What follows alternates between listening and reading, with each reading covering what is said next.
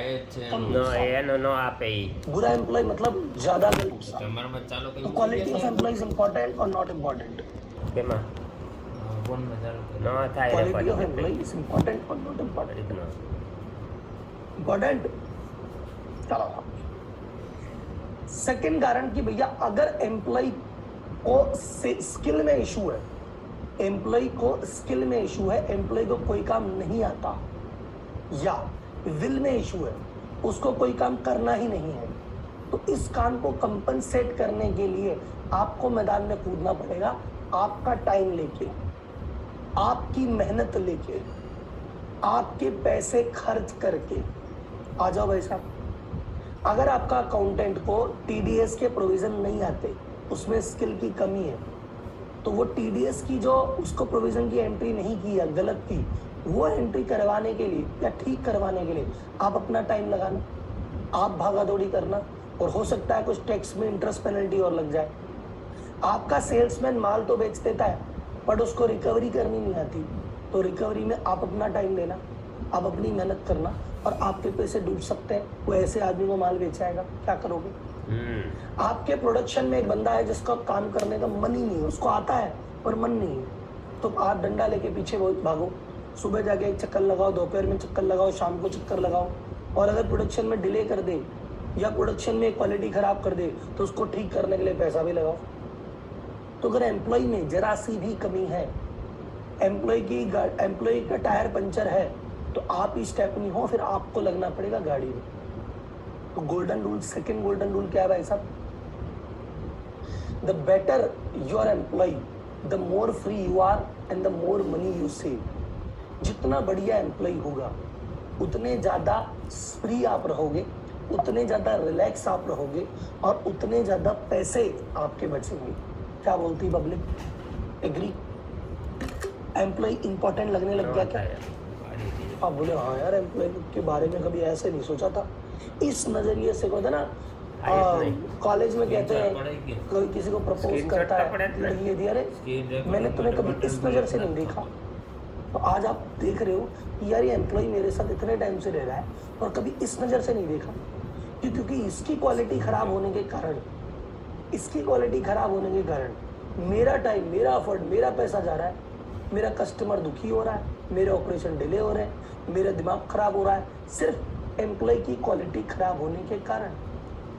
और अगर आप पैसे की भाषा समझते हो, अच्छा ये तो रिपीट है, अगर आप पैसे की भाषा समझते हो तो ऐसे समझो, आपने रियल एस्टेट में इन्वेस्ट किया, आपने एक प्रॉपर्टी ले ली, आपने 1 करोड़ रुपए का घर ले लिया, साल भर में क्या किराया आएगा? 25,000 रुपये के हिसाब से 3 लाख, 30,000 रुपये के हिसाब से 3.5 लाख. 3 से 4% का रिटर्न आता है रेंट पे, इससे ज़्यादा तो नहीं आ रहा. तो 1 करोड़ की प्रॉपर्टी 3 से 4% का रिटर्न देगी, इससे ज़्यादा तो नहीं देगी. नेक्स्ट, लोन पे आपने पैसा दे दिया, तो 10%, 12%, 1 रुपया, 1.25 रुपया, इससे ऊपर तो पैसा नहीं आ रहा. स्टॉक मार्केट, म्यूचुअल फंड में लगा दिया, म्यूचुअल फंड की एवरेज रेंज 14, 15, 16, 18, इससे ऊपर तो नहीं जा रही.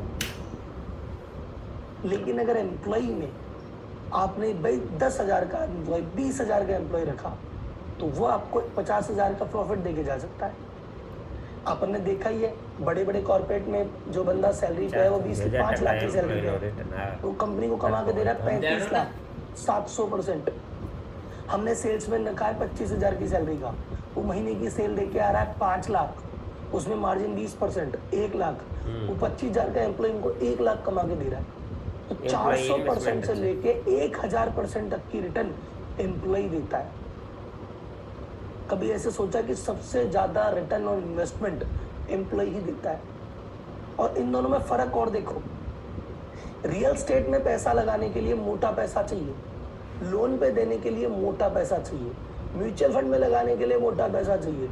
एम्प्लॉय तो 15, 20, 25,000 में आ जाता है. प्लस रियल स्टेट में आपका रेंट लगे, प्रॉपर्टी रेंट लगेगी या नहीं लगेगी पता नहीं, रेंट पे लग गई पर उसने रेंट नहीं दिया पता नहीं, वो मकान पे कब्जा कर लिया तो तुम्हारे हाथ में. तुमने पैसा लोन दिया है, वो ब्याज छोड़ो, रिटर्न भी आएगा कि नहीं पता नहीं. म्यूचुअल फंड आज रिटर्न दे रहा है, कल नहीं दे रहा, तुम्हारे हाथ में नहीं. तो ये इनमें 10-12% की रिटर्न आ रही है, वो भी तुम्हारे कंट्रोल में नहीं। इसको लेके दुनिया भर का तूफान सर पे उठा रखा है कि प्रॉपर्टी लेने से पहले 1 महीना लगाएंगे, म्यूचुअल फंड से पहले 10 लोगों से मिलेंगे, लोन देने से पहले 5 जनों की गारंटी लेंगे, पर एम्प्लॉय यूं ही हायर कर लेते हो, हवा में ही, रास्ते में ही।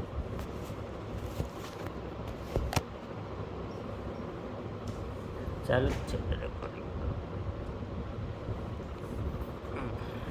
तो भैया एम्प्लॉय की इंपॉर्टेंस अब क्लियर है क्या भाई लोगों को? एम्प्लॉय की इंपॉर्टेंस की समरी आप मुझे बताओ चैट बॉक्स में, एम्प्लॉय इंपॉर्टेंट क्यों है? एम्प्लॉय इंपॉर्टेंट क्यों है प्लीज? नहीं, हाँ या ना में जवाब नहीं, अब तो बताओ क्यों एम्प्लॉय इंपॉर्टेंट क्यों है? गुड एम्प्लॉय मतलब गुड बिजनेस, वेरी गुड। ज्यादा रिटर्न देते हैं, वेरी गुड। हाईएस्ट आरओआई देते हैं, वेरी गुड। बैकबोन है, ज्यादा प्रॉफिट देते हैं। बेस्ट क्वालिटी इंक्रीज होती है, हमारे ग्रोथ होती है, प्रॉफिट बढ़ता है, क्वालिटी ऑफ ऑपरेशन बढ़ती है, कस्टमर हैप्पी रहता है। चलो सर, हाईएस्ट रिटर्न देता है, वेरी गुड। तो पहला टॉपिक क्लियर। सेकंड बात कहते हैं कौन से 3 तरह के एम्प्लॉय होने चाहिए किसी भी बिजनेस को चलाने में, जो बंदे आपको जरूरी हैं और जहां पे आपकी दिक्कत आ रही है। ध्यान से सुनना।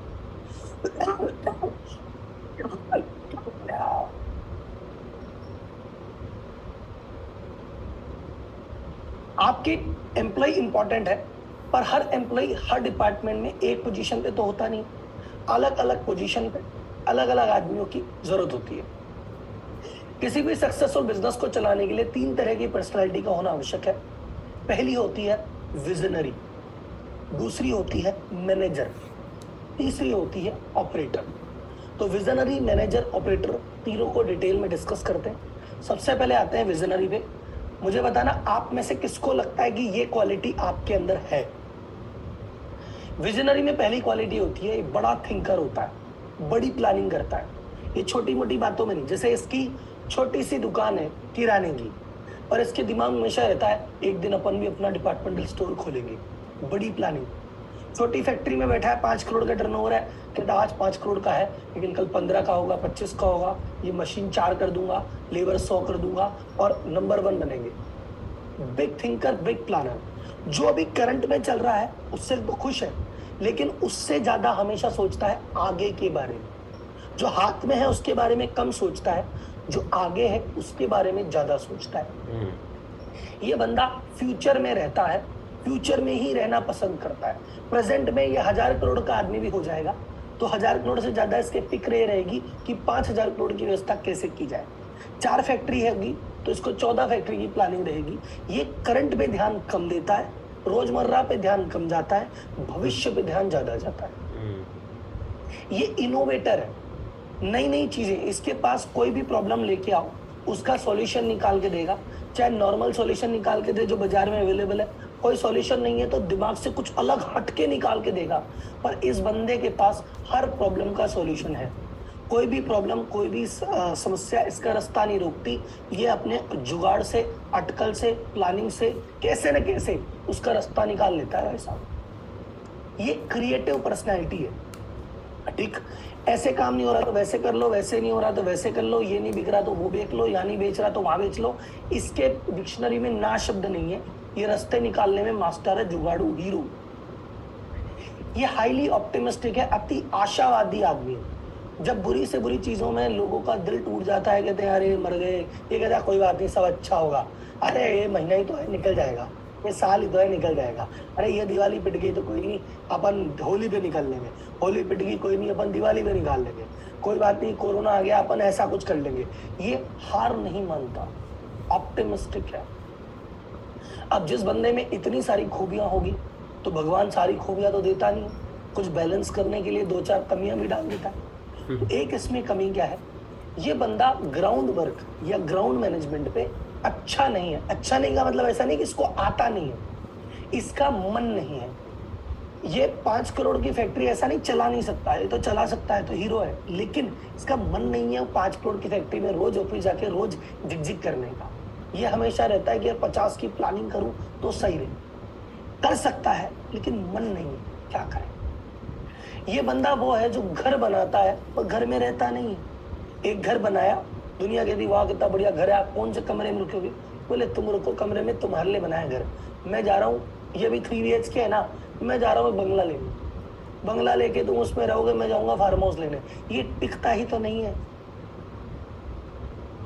ये पर्सनैलिटी कुछ लोगों की होती है। आप चैट बॉक्स में मुझे बताइए जिसको लगता है ये पर्सनैलिटी आपकी है। विजनरी का V for visionary chat box में टाइप कीजिए। वी फॉर विजनरी की भाई साहब ये तो हम है। एंटर। और जो बंदा नहीं भी है वो मत डालना कि जबरदस्ती पीयर प्रेशर में कि राहुल जी सब जने डाल रहे हैं, मैं अकेला नहीं डाल रहा, मैं डाल दूं क्या? नहीं।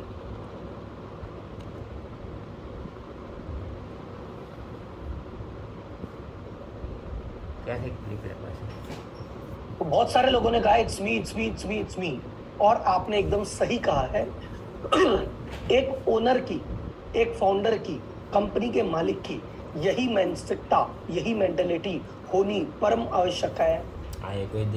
ये बंदा अपने आगे 3 साल 5 साल 10 साल की सोचता है और सोचना जरूरी है। अगर इस पर्सनालिटी को एक चेहरा दूं, ये मैं चेहरा इसलिए नहीं दे रहा कि सर जी स्कैम 92 है, राहुल जी स्कैम करने क्या, नहीं, आगे इसका रास्ता आपको समझ में आएगा। जैसे आपने हर्षद मेहता देखा स्कैम 92 वाला, हर्षद मेहता मैंने एग्जांपल लिया है। आप कोई सी भी मूवी अगर आपने देखी हो, बायोग्राफी, कोई सी भी बुक पढ़ी हो, किसी भी व्यक्ति की जीवनी जानी हो, वो ऐसा ही था।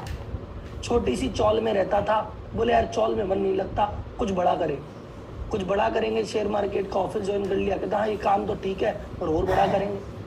फिर कहते भाई खुद का ऑफिस खोल लिया, 10 आदमी हो गए, अब तो बोले अब सही तो है लेकिन और बड़ा करेंगे। अरे भाई बॉम्बे में इतना बड़ा घर ले लिया, 10 गाड़ी ले ली, अब बोले और गाड़ी लेंगे और बड़ा घर लेंगे। ये बंदा रुकने को ही तैयार नहीं है, और ये मेंटेलिटी एकदम सही है, क्योंकि बिजनेस में, जीवन में सेटिस्फेक्शन इज गुड, संतुष्टि का होना अच्छी बात है, आदमी प्रसन्न रहता है। लेकिन बिजनेस में सेटिस्फेक्शन इज डेथ। बिजनेस में जो सेटिस्फाई हो गया वो वही रुक गया। आपने कहा अपनी 2 दुकान है मस्त, बाहर जीवन में और क्या चाहिए, तो बस खत्म।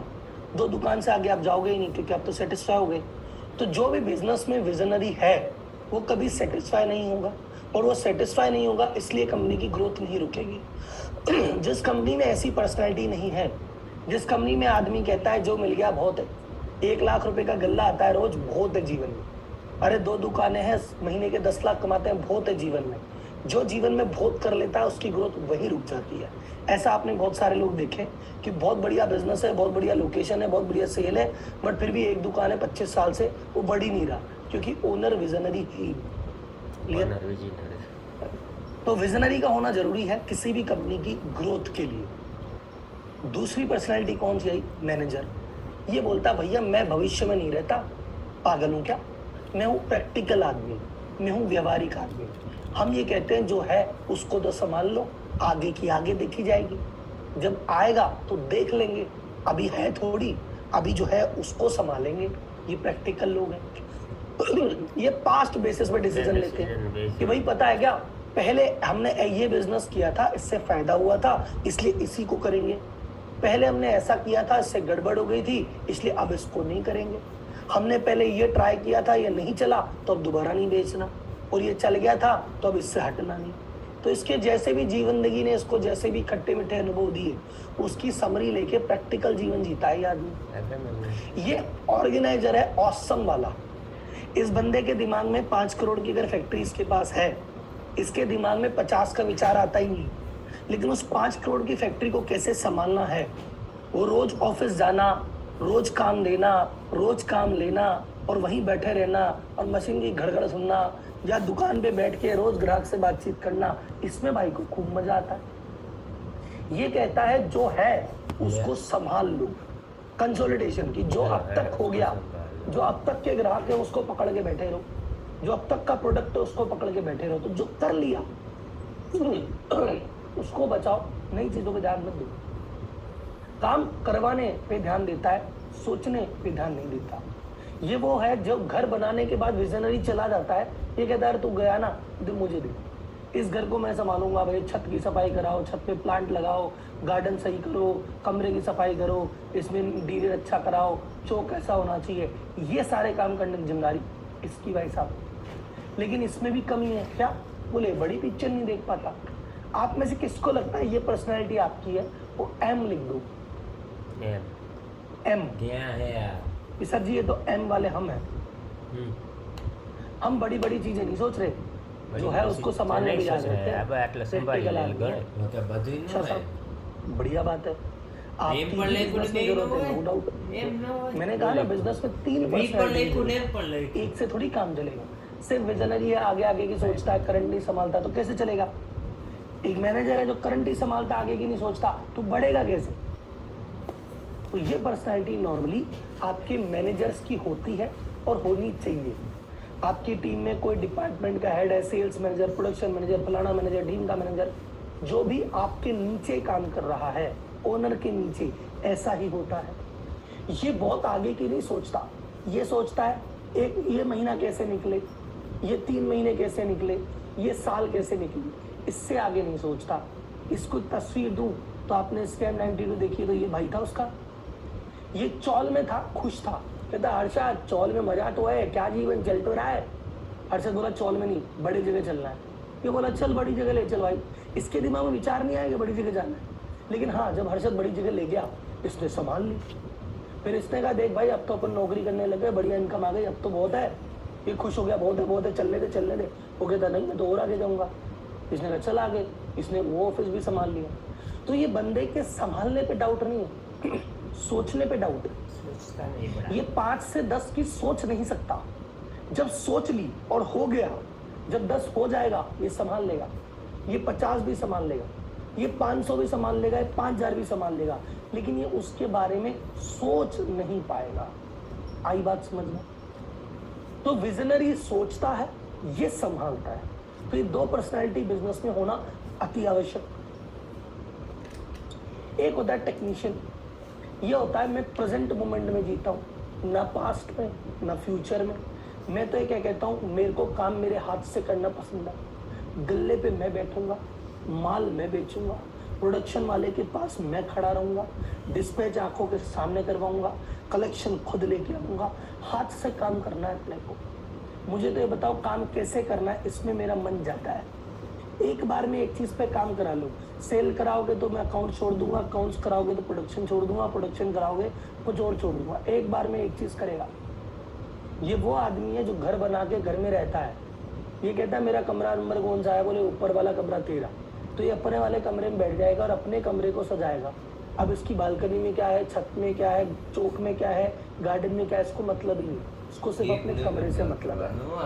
ये लोग कौन हुए? ये हुआ एम्प्लॉय। सेल्स वाला को सेल से मतलब है, बाकी कंपनी से क्या मतलब। अकाउंट्स वाले को अकाउंट से मतलब है, बाकी चीज़ पे ध्यान नहीं देता। प्रोडक्शन वाला अपनी मशीनों से प्यार करता है, बाकी ऑफिस में क्या हो रहा है उसको मतलब ही नहीं। ये टेक्नीशियन है, इस चीज़ देखता है आज का काम, आज सुबह आता है, आज का काम करके चला जाता है, सो जाता है आराम से, कल का काम कल देखें, ज़्यादा दिमाग ही नहीं लगाता। ज़्यादा से ज़्यादा हफ्ते का टारगेट है, महीने का टारगेट है, इससे ऊपर इसकी सोच जाती ही नहीं। ये बंदा ये था भाई साहब कि वो जब वो सोचता था, हर्षद में था कि विजनरी ऐसे ऐसे करेंगे, और उसका भाई उसको ओवरऑल संभालता था, तो रोजमर्रा के जो काम थे ये भाई करता था। So technically this is a winning team, कि एक टीम है ऐसी जब एक बंदा कह रहा है मुझे फ्री छोड़ो, मुझे सोचने दो, आगे की प्लानिंग करने दो।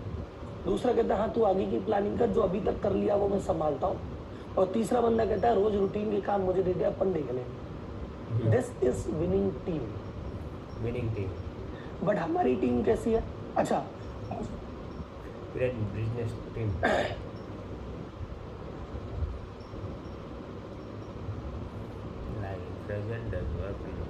विनिंग टीम के फॉर्मूला भाई साहब, तो एक ग्रेट टीम कैसी हुई जिसमें विजनरी कहता है कि भाई साहब मुझे फ्री छोड़ो, मैं फ्यूचर के बारे में सोचता हूँ, मैं बड़ी चीज़ें सोचता हूँ, मैं स्ट्रेटजी पे दिमाग लगाता हूँ, क्योंकि मैं इसमें बेस्ट हूँ, ऑसम हूँ, मेरे को कोई हाथ नहीं पकड़ सकता इसमें।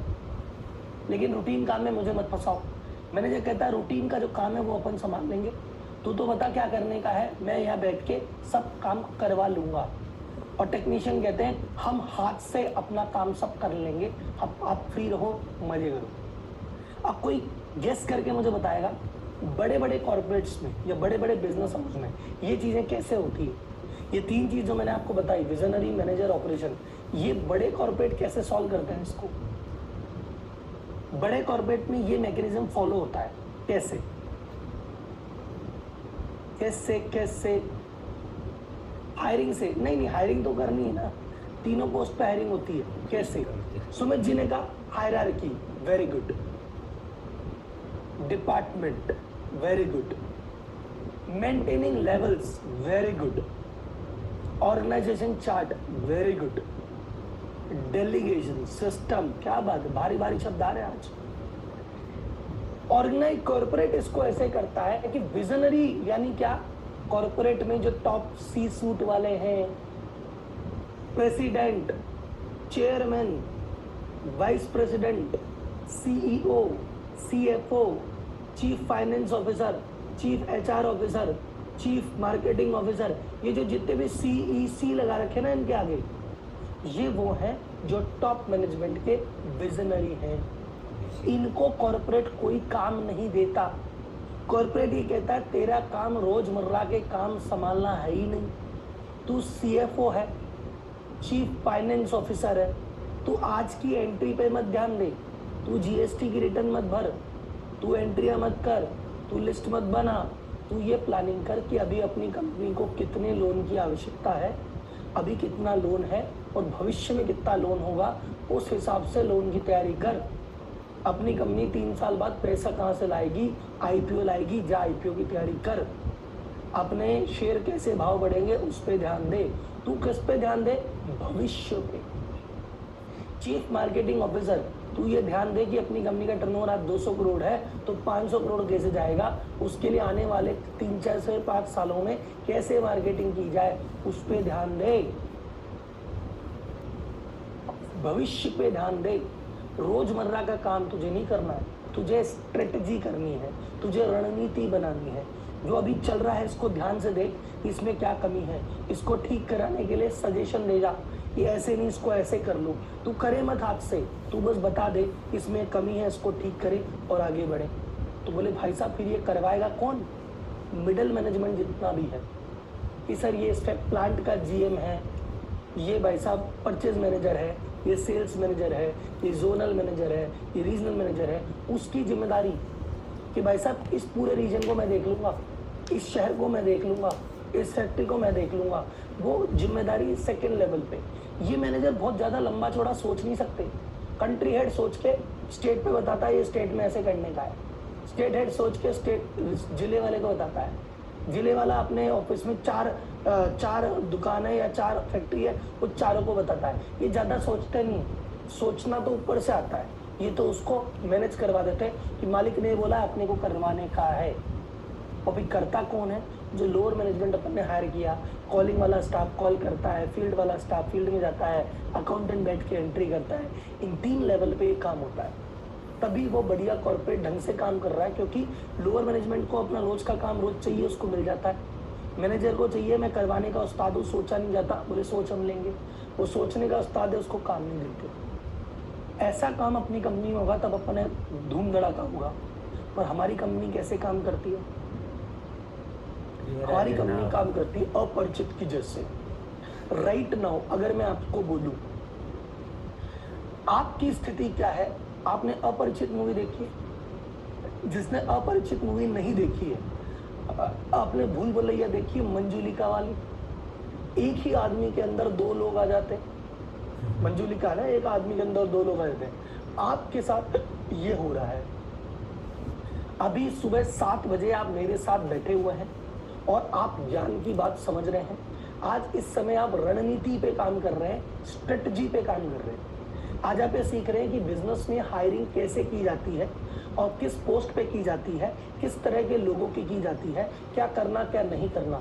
इस समय आपका दिमाग एक विजनरी की जैसे काम कर रहा है, भविष्य की प्लानिंग कर रहे हो, रणनीति बना रहे हो, आगे की सोच रहे हो। अभी आप क्या हो? विजनरी। जैसे ही ये क्लास खत्म होगी आप 10 बजे ऑफिस पहुंच जाओगे और जाते ही बोलोगे अरे शर्मा जी ये करो, गुप्ता जी ये करो, वर्मा जी ये करो, अरे गुप्ता जी इसका क्या हुआ, अरे शर्मा जी, मिश्रा जी, खान साहब, आप क्या बन गए बाबूजी?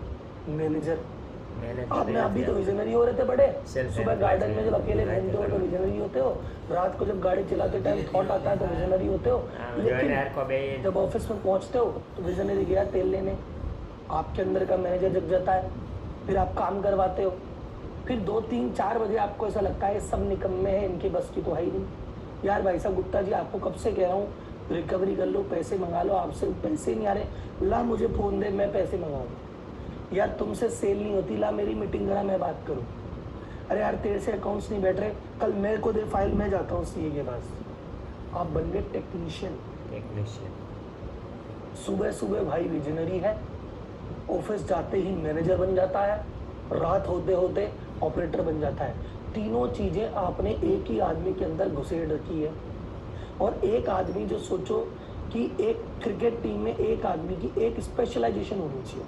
सहवाग ने कहा भैया देख मैं बैटिंग करूंगा जोरदार, बॉलिंग फील्डिंग की आशा मत करियो मेरे से, बैटिंग में लेकिन धूम धड़ा के कर देंगे, लेकिन आपको तो बैटिंग भी करनी है ओपनिंग पे, और पहले ओवर भी आप ही को फेंकना है, और फील्डिंग में विकेट कीपिंग भी आपकी, तब जाके बात बैठेगी। तो इसी चक्कर में आपकी टीम बनी नहीं, क्योंकि आपकी टीम में 11 खिलाड़ी में से एक खिलाड़ी सब कुछ कर रहा है, 10 खिलाड़ी बस बैठ के देख रहे हैं। तो भैया क्या करें? तो क्या करें?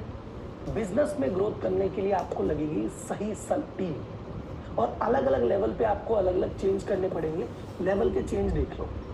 लेवल 1 पे आप सेल्फ एम्प्लॉयड हो, आपने बिजनेस की शुरुआत की, आप खुद का काम खुद ही करते हो।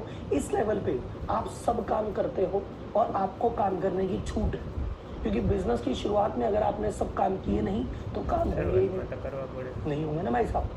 तो शुरुआत में प्लानिंग कौन करेगा? आप करोगे। मैनेज कौन करेगा? आप करोगे। और काम कौन करेगा? वो भी आप करोगे। मैं आपकी बात से 100% एग्री हूँ। कब? शुरुआत में। आपने बिजनेस की आज शुरुआत की है, 1 महीना, 3 महीना, 6 महीना, साल भर हुआ है, इस समय सारी चीज़ें आप कर भी रहे हो, सब में आपका कंट्रीब्यूशन है, कोई दिक्कत नहीं है, अच्छी बात है, very good, so proud of you. दिक्कत क्या है? इसी चीज़ को आप बिजनेस में आगे तक खींच के लागे वो गड़ जाए, क्योंकि जैसे ही लेवल 2 जाता है, जैसे ही लेवल 1 पे आपने प्लानिंग किया, आपने मैनेज किया, आपने काम किया, आपके ग्राहक बनेंगे, आपकी सेल बढ़ेगी, बाजार में आपका नाम होगा, आपका प्रोडक्ट बिकेगा। अब आपका काम बढ़ गया है, आपकी इनकम भी बढ़ गई है। शुरुआत में जब काम कर रहे शायद 15-20 हज़ार रुपये कमा रहे थे, अब आप यहाँ लाख 1.5 लाख कमाने लग गए। अब आपके पहले 2-5-10 कस्टमर होंगे, अब कस्टमर भी 100-150 हो गए, प्रोडक्ट भी आपका ज़्यादा बिकने लग गया। तो अब आपके अकेले थोड़ी काम चलेगा यार, अब आपको आदमी रखने पड़ेंगे। मुझे चैट बॉक्स में बताओ कौन सा आदमी रखने, लेवल 2 या लेवल 3? मैं मैनेजर हायर करूं या एम्प्लॉय, टेक्नीशियन या मैनेजर? પહેલામાં તો બીજા લેવલમાં જવું, પહેલામાં તો આપણે मैं भैया शुरुआत में हायर करूंगा टेक्नीशियन। मैं शुरुआत में टेक्नीशियन हायर करूंगा, क्योंकि अभी मैनेजर जैसी इंपॉर्टेंट जिम्मेदारी मैं नहीं दे रहा हाथ में, क्योंकि मैनेजर बहुत इंपॉर्टेंट काम है, अभी मैं नहीं दे रहा। अभी तो नया नया धंधा है ना मेरा, तो मेरे अंदर का मैनेजर निकल नहीं रहा, अभी नहीं छोड़ता। कोई बात, आपने शुरुआत की, आपने एम्प्लॉय रखे, आपने कहा 2, 4, 5 एम्प्लॉय रख लिए। अब आपका प्लानिंग पे समय बढ़ जाना चाहिए, मैनेजमेंट में समय बढ़ जाना चाहिए, और डूइंग में शून्य हो जाना चाहिए। अब आप हाथ से मत करो सेल्समैन रखा ना, मत करो रिकवरी, बंदा है ना, मत करो प्रोडक्शन, बंदा है ना, आप रेगुलर काम। कोई आपका ट्रेड सीक्रेट है वो बात अलग है कि राहुल जी माल कहाँ से लाना है मैं किसी को बताता ही नहीं हूँ, ये तो ट्रेड सीक्रेट है। हाँ तो वो आप ले आओ। सर मैं किससे काम करवाता हूँ, ये ट्रेड सीक्रेट है।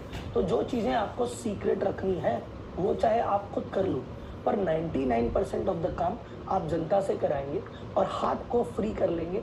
जब आपका हाथ फ्री होगा तब आपका दिमाग लगेगा मैनेज और प्लानिंग पे। किसी को कोई दिक्कत भाई लोग को इस लेवल पे? आपने रखे आदमी और आपने अपनी प्लानिंग और मैनेजमेंट का टाइम बढ़ाया, करने का कम कर लिया।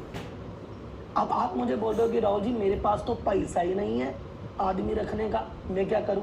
इसका मतलब अभी आपका बिजनेस पैसा जनरेट नहीं कर रहा, तो पहले आपके बिजनेस को ठीक करो। कई लोगों के बिजनेस जैसे हो सकता है अभी आप सही प्रोडक्ट सही रेट पे सही लोगों तक नहीं पहुंचा पाए, अभी आपके बिजनेस मॉडल में ही कमी है, आप गलत प्रोडक्ट गलत जगह गलत रेट पे बेच रहे हो, अभी आपकी स्ट्रेटजी गलत है, इसीलिए दो पैसे बचते ही नहीं है। तो जब तक आपका पेट ही नहीं पल रहा, आपके परिवार का खर्चा नहीं चल रहा, आप दूसरे का कैसे चलाओगे? तो पहले अपने बिजनेस मॉडल को ठीक करो। नहीं ठीक करोगे जब तक लेवल 1 पे ही पड़े रहोगे।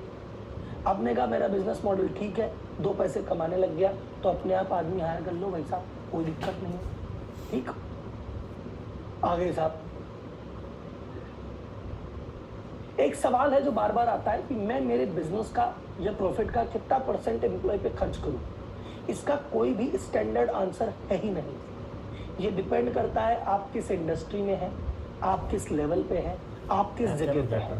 एम्प्लॉय कॉस्ट सर्विस इंडस्ट्री में हो सकता है, सर्विस इंडस्ट्री में कोई आईटी में काम कर रहा तो 30% खर्चा सिर्फ एम्प्लॉय पे करता है, कोई होटल में कर रहा है तो 20% करता है, किसी की मैन्युफैक्चरिंग है तो वो 3% ही लगा रहा है, किसी की प्रोफेशनल आईटी इंडस्ट्री या कोई सॉफ्टवेयर रिलेटेड काम है वो आधा % ही एम्प्लॉय को दे रहा है। सो एम्प्लॉय का कोई फिक्स परसेंटेज नहीं होता। ठीक, अलग अलग इंडस्ट्री अलग अलग लेवल पे अलग अलग तरीके से काम होता है। चलो लेवल 3, अब आपके पास सुनो, पहले आप अकेले थे और मान लो 50,000 कमा रहे थे, फिर आपकी 1-1.5 लाख कमाई हुई, आपने 4 आदमी रख लिए, अब 4 आदमी और आप हो, अब आप 2-2.5 लाख कमा रहे हो। अब आपका काम बढ़ गया तो अब आपको और लोग रखने हैं। अब कौन से लोग रखेंगे बाबूजी? यहीं पे कृपा अटकी हुई है, ध्यान से सुनना। ये लेवल 3 आपको रोक के बैठा है, यही पे कृपा अटकी हुई है। अब कौन से बंदे हायर करोगे? अब हायर करने हैं हमको मैनेजर्स, अब हमको करने हैं मैनेजर्स। और पंगा क्या है जीवन में, आपको मैनेजर हायर करने से एलर्जी है। आपको मैनेजर हायर करने में या पता नहीं, या तो डर लगता है या आपको भरोसा नहीं होता है, आप तो खुद ही मैनेजर बने रहना चाहते हो। तो इसके चक्कर में अल्टीमेटली आपको मैनेजर हायर करके 70% काम टाइम प्लानिंग पे देना चाहिए, बाजार घूमना चाहिए, नए प्रोडक्ट देखो, नए कस्टमर से मिलो, बाजार को समझो, कंपटीशन को समझो और दिमाग के चक्रे को घुमाओ। और प्लानिंग पे, मैनेजमेंट पे 30% टाइम देना है। अब आपकी टीम में अगर 12 लोग हैं, 3 मैनेजर हैं, 9 एम्प्लॉई हैं, तो आपको 3 मैनेजर से रेगुलर बेसिस पे बात करनी है। उन 9 को ये 3 ही संभाल लेंगे, आपको हर आदमी के साथ नहीं घुसना है। और काम तो अपन बहुत पहले छोड़ चुके थे। अब कृपा कहाँ पे अटकी है कि लोग मैनेजर्स नहीं रखते। इंडिया में 90% एसएमईज 90 है लेस देन 10 एम्प्लॉइज, 10 से कम आदमी है उनके पास। तो 10 से कम आदमी है तो आदमी कहता है यार 10 आदमी को तो मैं ही संभाल लूंगा, तो मैनेजर रखता ही नहीं। और अगर मैनेजर नहीं रखेगा तो विजनरी और मैनेजर दोनों जिम्मेदारी खुद लेगा, और ये दोनों जिम्मेदारी कॉन्ट्राडिक्टरी है। विजनरी सोचता है, कहता है मैं बहुत सोचता हूँ लेकिन मुझे खाली तो छोड़, और मैनेजर कहता है मेरे को सोचना ही नहीं है, मुझे सुबह से शाम तक बिजी रहना है। तो आप दोनों पर्सनैलिटी एक साथ अपने अंदर डालते हो, इसी चक्कर में आपका दिमाग कभी स्थिर ही नहीं रहता।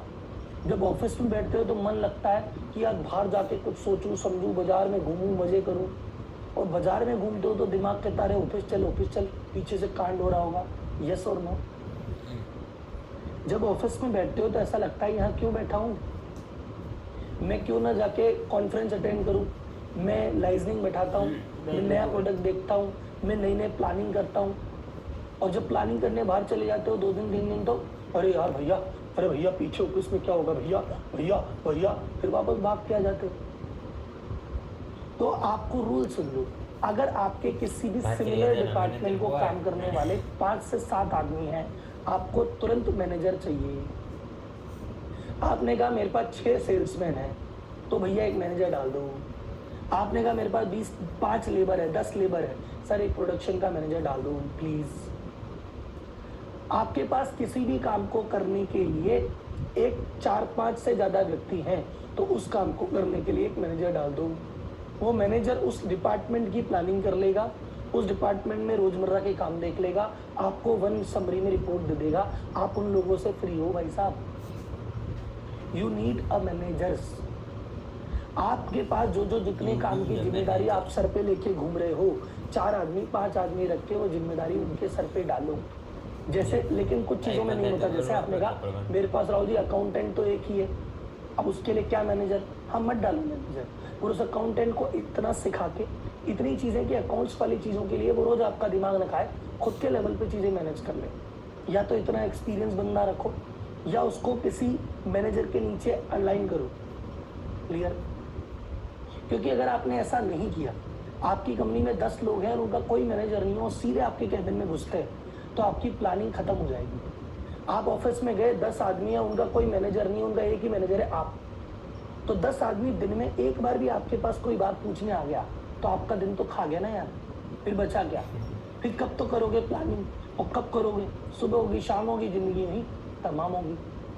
क्या बोलती पब्लिक? अब कोई व्यक्ति बोलता है सर मेरे पास तो मैनेजर है फिर भी काम नहीं होता। सर आपके पास अगर मैनेजर होने के बावजूद काम नहीं होता तो मैनेजर नहीं डाकिया है। मैनेजर नहीं डाकिया है। देखो मैनेजर का काम क्या है, अगर दिन में 10 प्रॉब्लम आई, 10 में से 8 वो खुद सॉल्व कर दे अपने लेवल पे, और 2 प्रॉब्लम आपके पास लेके आए कि सर 10 थी 8 तो निपटा दी, ये 2 में मुझे थोड़ा सा डाउट है, ऐसा करूँ कि ऐसा करूँ, आप बस हाँ या ना बोल दो तो मैनेजर है।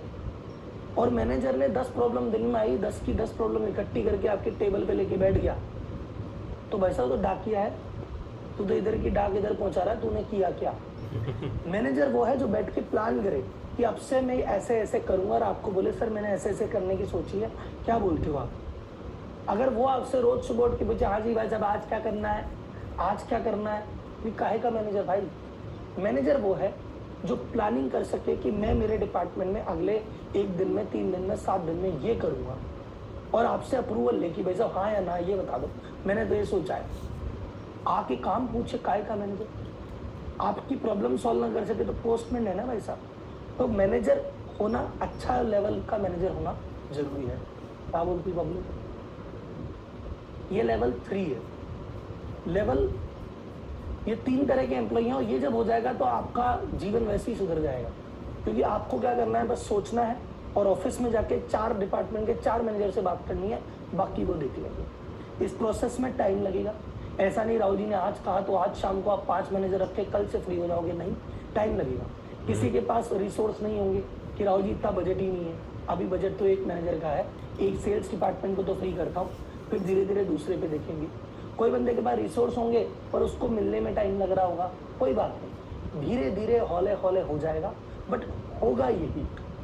आपको मैं एक चीज़ बता दूँ सर, मेरा इतनी मैंने केस स्टडीज़ कर ली है, इतने टाइम से मैं बिजनेस रिलेटेड कंटेंट पढ़ता हूँ, समझता हूँ, मैनेजमेंट बुक्स को इतनी चाट चुका हूँ, मैं आपको कोई भी चीज़ ऐसे नहीं बोलूँगा कि आप एक काम करो, इस काम को ऐसे कर लो, इस काम का एक तरीका ये है, बाकी दूसरा तरीका भी हो सकता है, नहीं। मैं आपको बहुत कॉन्फिडेंस से कहता हूँ यही तरीका है, इसके अलावा कोई तरीका है ही नहीं। बिजनेस में चाहे आप इंडिया में करो, चाहे अमेरिका में, चाहे अफ्रीका में, और चाहे सर्विस इंडस्ट्री करो, चाहे मैन्युफैक्चरिंग, चाहे रिटेलिंग, चाहे आप अंबानी हो, चाहे आप बम्बानी हो, कोई भी, आपको बिजनेस की शुरुआत में सारा काम अकेले करना पड़ेगा। फिर उसके बाद आप टीम लेके आओगे जो आपके कहने से काम करेगी, आप मैनेजर की भूमिका निभाओगे। कुछ समय बाद मैनेजर्स आएंगे जो आप मैनेजर की भूमिका से आपको आज़ाद करेंगे। जब आप फ्री होगे तब आपके बिजनेस में असली ग्रोथ आएगी। डन? तो पहली बात, बिजनेस की स्टार्टिंग नहीं होगी जब तक आपके पास एम्प्लॉय नहीं। जिस दिन पहला एम्प्लॉय आया, दूसरा एम्प्लॉय आया, उस दिन आपका बिजनेस बना। लेकिन जिस दिन आपकी कंपनी में मैनेजर्स आए, उस दिन आप ये कह सकते हो आपने स्केलिंग की शुरुआत की। तो बिजनेस में 2 चीज़ होगी, सर्वाइवल और स्केलिंग। सर्वाइवल मतलब दाल रोटी चल रही है, काम चल रहा है, 2 पैसे कमा रहे हैं, भगवान की कृपा दया है, ये सर्वाइवल है। सर्वाइवल 2 एम्प्लॉय, 5 एम्प्लॉय, 10 एम्प्लॉय में हो जाएगा। आप वहाँ पे मैनेजर, विजनरी दोनों की दोहरी भूमिका निभाओ। थोड़ा स्ट्रगल है, थोड़ा दुख है, लेकिन दाल रोटी चलेगी। और आप चाहते हो स्केल, भाई शहर में नंबर 1, राज्य में नंबर 1, मैं फ्री, 10 करोड़, 20 करोड़, 50 करोड़ अथाह संपत्ति, तो भैया फिर मैनेजर की टीम बिना काम नहीं चलता। आई बोलती पब्लिक, क्या बोलती पब्लिक? लेवल 1 पे आप अकेले हो, सारे काम कर रहे हो, तीनों भूमिका निभा रहे हो। लेवल 2 पे बंदा रखो, मैनेजर और विजनरी की भूमिका निभाओ। लेवल 3 पे जिस दिन मैनेजमेंट की भूमिका से फ्री हो जाओगे, उस दिन जाके आप असली ग्रोथ कर पाओगे, रियल ग्रोथ, रॉकेट। ऐसा मान के चलो कि आपको 10 साल लग सकते हैं 1 करोड़ कमाने में, ठीक, लेकिन फिर 11वें साल में ही आप 2 करोड़ पे पहुंच जाओगे, और फिर 12वें साल में 5 करोड़ टच कर दोगे, तो 10 साल में 1 करोड़ होगा। लेकिन वो बेस सेट होने के बाद अगले 10 साल में 100 करोड़ भी जा सकता है, लेकिन वो बेस सेट होना जरूरी है। बेस क्या है? आपके पास सारे डिपार्टमेंट में मैनेजर लेवल के आदमी आ गए, तभी आप ग्रोथ करने की स्थिति में हो, नहीं तो सिर्फ दाल रोटी अपनी चलती है। क्लियर भाई लोग? क्लियर है क्या भाई लोग? भाई लोग यस और नो कुछ तो बोलो, कुछ नया दिमाग में जा रहा है क्या? और सब देखो, मेरे इच्छा क्या है, आपको बिजनेस का कोर समझा दूं, एकदम कोर की। भाई साहब देख, मेन मसाला यही है, बाकी सब मोह माया है, बाकी सब बात करने के तरीके हैं, बाकी सब हवाबाजी है। और ये है, टीम बना, मैनेजर रख, तब होगा रॉकेट। चल, अब 4 तरह की पर्सनैलिटी की बात करते हैं। मैं आपको 4 व्यक्तित्व के बारे में बताऊंगा, आप मुझे बताना है किस पोस्ट पे और किस डिपार्टमेंट में जानी चाहिए, ठीक है? चलो, 4 तरह के एम्प्लॉय होते हैं, एक्सट्रोवर्ट, इंट्रोवर्ट, डिसिप्लिनियन और अल्फा मेल। आओ बात करेंगे।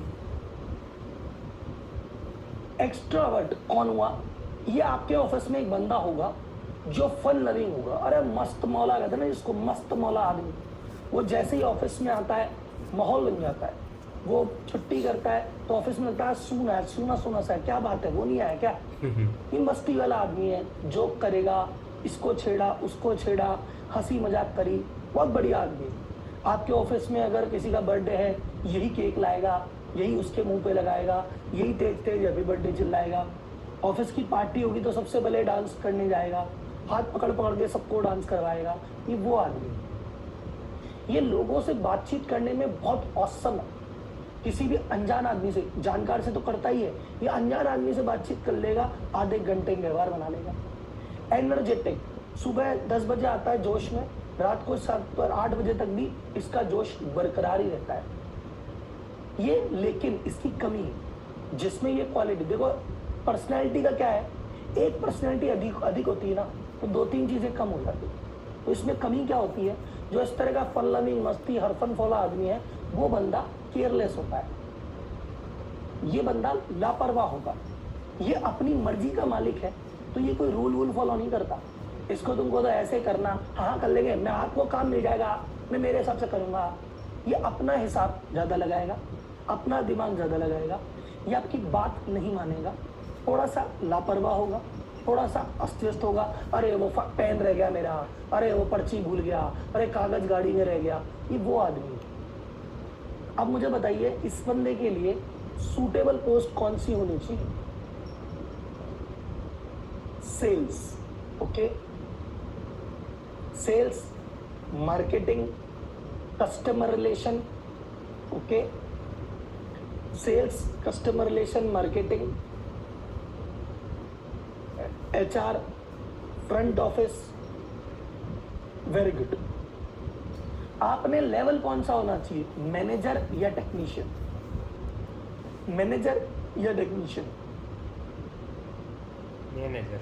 Technician, very good.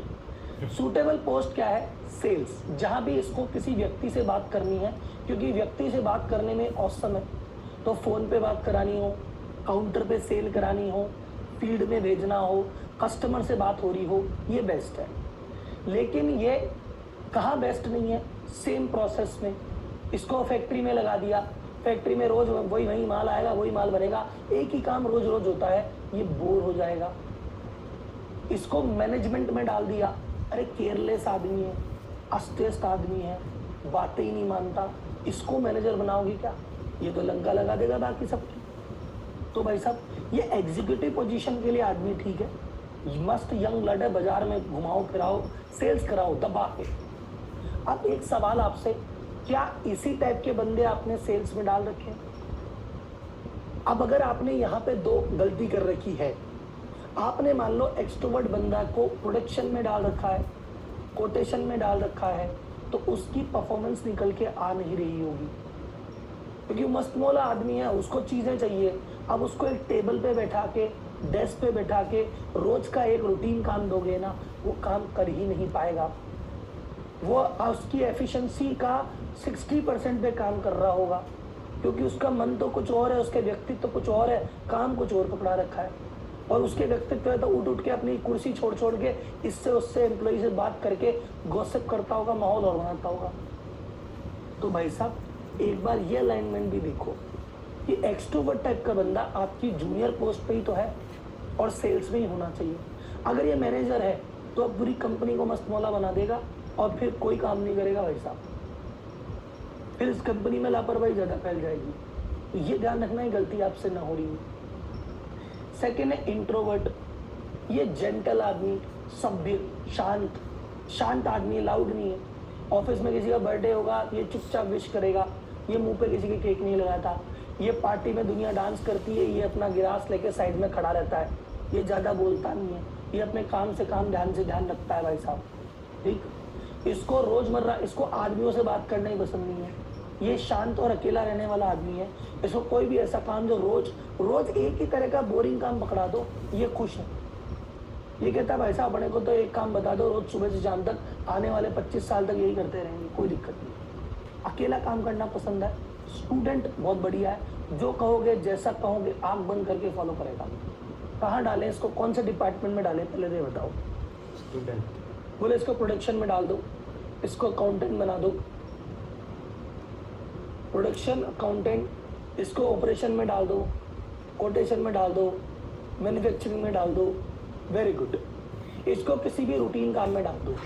पोस्ट कौन सी देनी है इसको, इस पे बहुत सारे लोग गलतियां कर रहे हैं, बहुत सारे लोगों ने गलतियां की।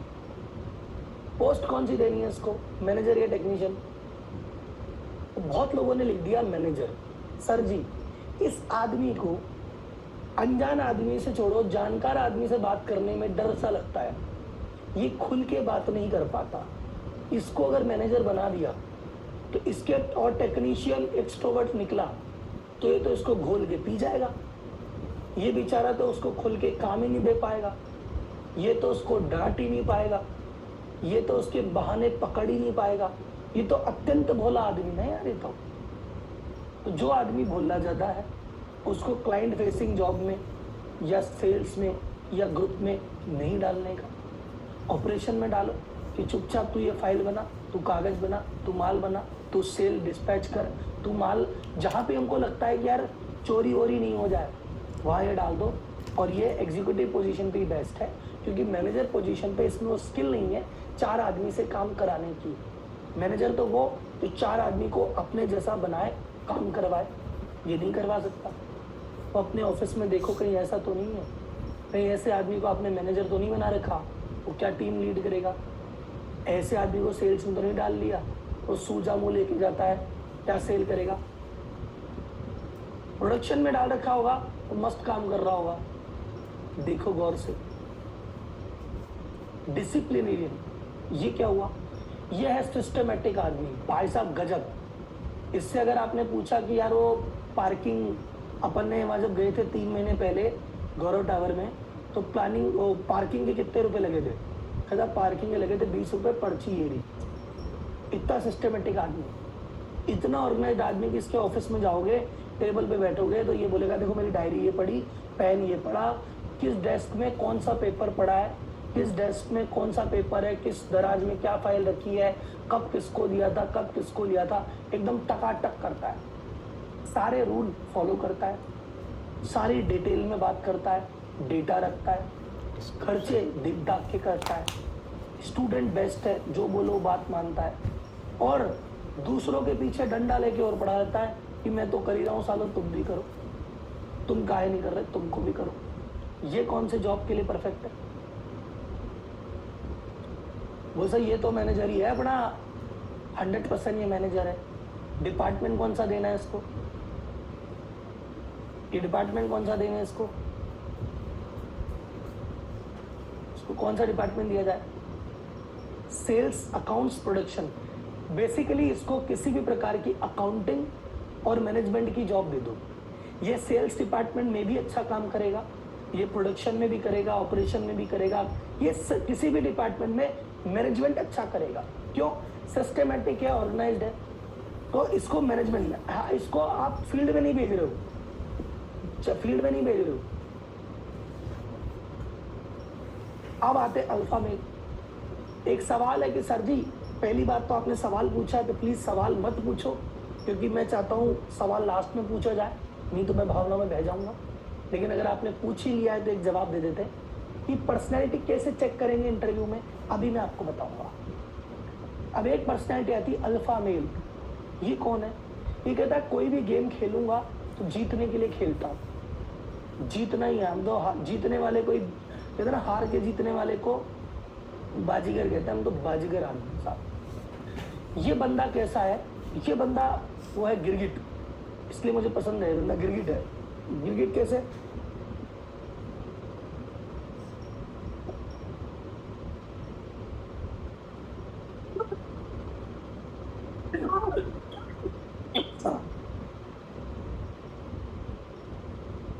इसको बोलोगे अकेले खेलना है, इसको लगता है अकेले खेल के जीतना है, अकेले खेल लेगा। इसको बोलो टीम में खेल के जीतना है, ये टीम संभाल, मतलब ये एग्जीक्यूटिव में डाल दो, हीरो है। इसको मैनेजर बना दो, हीरो है। सेल्स में डाल दो, हीरो है। प्रोडक्शन में डाल दो, हीरो है। इसके दिमाग में पैसा पैसा पैसा, इसके दिमाग में ग्रोथ ग्रोथ ग्रोथ। इसके लिए काम प्रायोरिटी है, बाकी सारे काम, जीवन, घूमना फिरना, आना जाना, नहाना धोना, सब साइड, काम काम और काम। ये इसको जो चाहिए उस पर नजरें गड़ा लेता है और लेके ही छोड़ता है। ये तो नेक्स्ट लेवल का आदमी भाई साहब। इसने जो डिसाइड कर लिया इसको चाहिए। ये आदमी कौन से डिपार्टमेंट में जाएगा और कौन से लेवल पे जाएगा?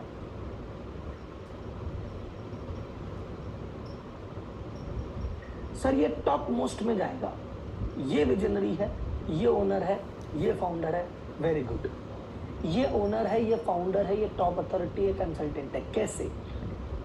जैसे अगर आपकी छोटी सी कंपनी है तो ये आप हो, 20, 25, 50 आदमी, आपको कोई सा भी काम कर सकते हो, कोई से भी डिपार्टमेंट में जा सकते हो, कोई सा भी अंदर बाहर ऊपर नीचे हीरो हो आप। लेकिन आप काम करते नहीं, करवाने वालों से करवाते हो। लेकिन आप कह रहे हो कि कुछ भी बात हो तो भाई बैठा तुम्हारा। अगर आपकी 10 फैक्ट्रियां हैं तो एक फैक्ट्री का जीएम, जनरल मैनेजर, भैया ये फैक्ट्री गुप्ता जी के भरोसे छोड़ दी, अब गुप्ता जी जाने हैं फैक्ट्री जाने। अब आपको पता है गुप्ता जी जोरदार आदमी है, फैक्ट्री में कुछ भी हो रहा होगा सब संभाल लेंगे। तो इस तरह की पर्सनैलिटी कम होती है। लेकिन इस बंदे पे पूरे, इस पे कोई डिपार्टमेंट स्पेसिफिक नहीं है, ये कोई काम स्पेसिफिक नहीं है, ये पूरी फैक्ट्री, पूरी कंपनी को संभालने वाले आदमी। क्लियर भाई? अब हमारी करंट टीम में क्या दिक्कत आती है सुनो। आपकी टीम में क्या क्या पोटेंशियल प्रॉब्लम हो सकती है? पहली, आपके पास इनफ एम्प्लॉय नहीं है, you might be under staffed. हो सकता है आपको 10 आदमी की जरूरत है, आप 8 से ही काम खींच रहे हो। हो सकता है आपको सेल्स में 5 आदमी की जरूरत है, हो सकता है आप 3 से ही काम खींच रहे हो। काउंटर पे आपको 4 आदमी की जगह है, लेकिन आपको 5 रखने चाहिए, ताकि एक बंदा छुट्टी करे या एक बंदा इमरजेंसी में छोड़ जाए तो आपके पास हमेशा बैकअप हो। लेकिन आपने तो 4 की जगह भी 3 रख रखे, यार 3 ही 4 का काम संभाल लेंगे, तो आपके साथ दिक्कत है। एक दिक्कत ये हो सकती है, आपका कोई भी काम अटका हुआ है, कोई भी काम डिले है या ग्रोथ अटकी हुई है, आपके पास आदमी कम है। पहला कारण ये हो सकता है।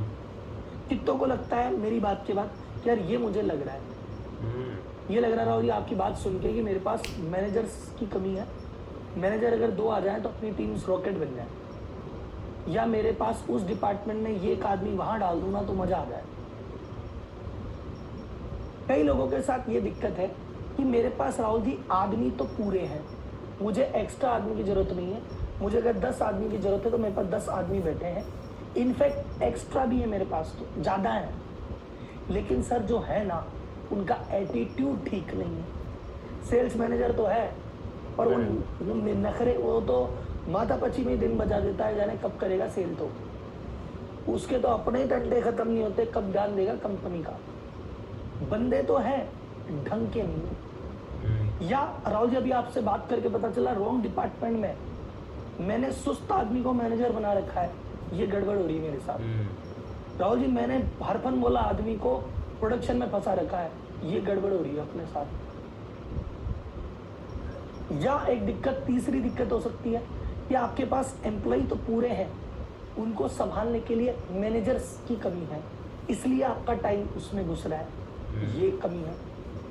और इन्हीं कारणों की वजह से आप प्लानिंग और स्ट्रेटजी तो भूल चुके हैं और रोजमर्रा के कामों में फंस चुके हैं। देखो सर, मैं आपको एक गूढ़ रहस्य बता देता हूँ।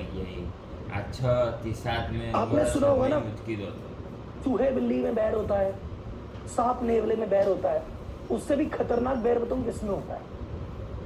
हाथ में और दिमाग में। जिस आदमी के हाथ बिजी रहेंगे 24 घंटे कुछ करने के लिए, उस बंदे का दिमाग कभी फुल स्पीड पे नहीं चलेगा।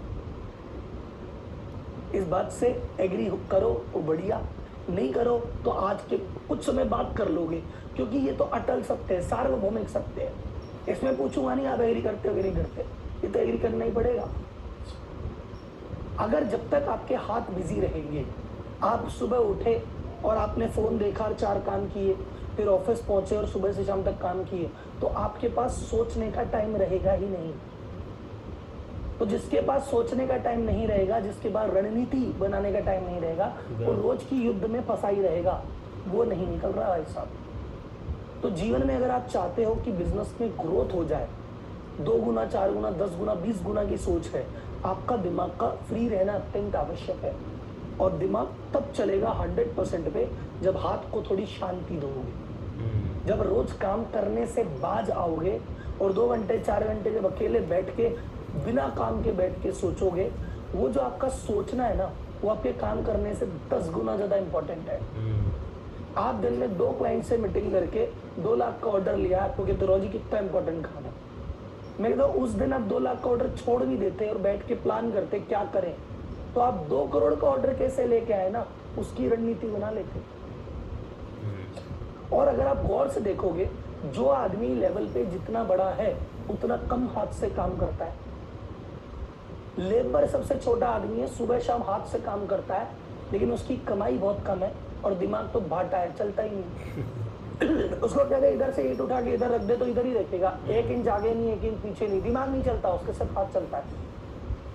सुपरवाइजर हाथ से कुछ नहीं करता, उसका थोड़ा थोड़ा दिमाग चलता है। और इंजीनियर कहता है मैं तो साइट पे भी नहीं जाता, आर्किटेक्ट तो साइट पे भी नहीं जाता, उसका दिमाग सुपरवाइजर से भी 5 गुना ज्यादा चलता है। क्या बोलती है पब्लिक? ये नजर इसका ज्यादा जी हो आई बात समझ में? चलो sir, next.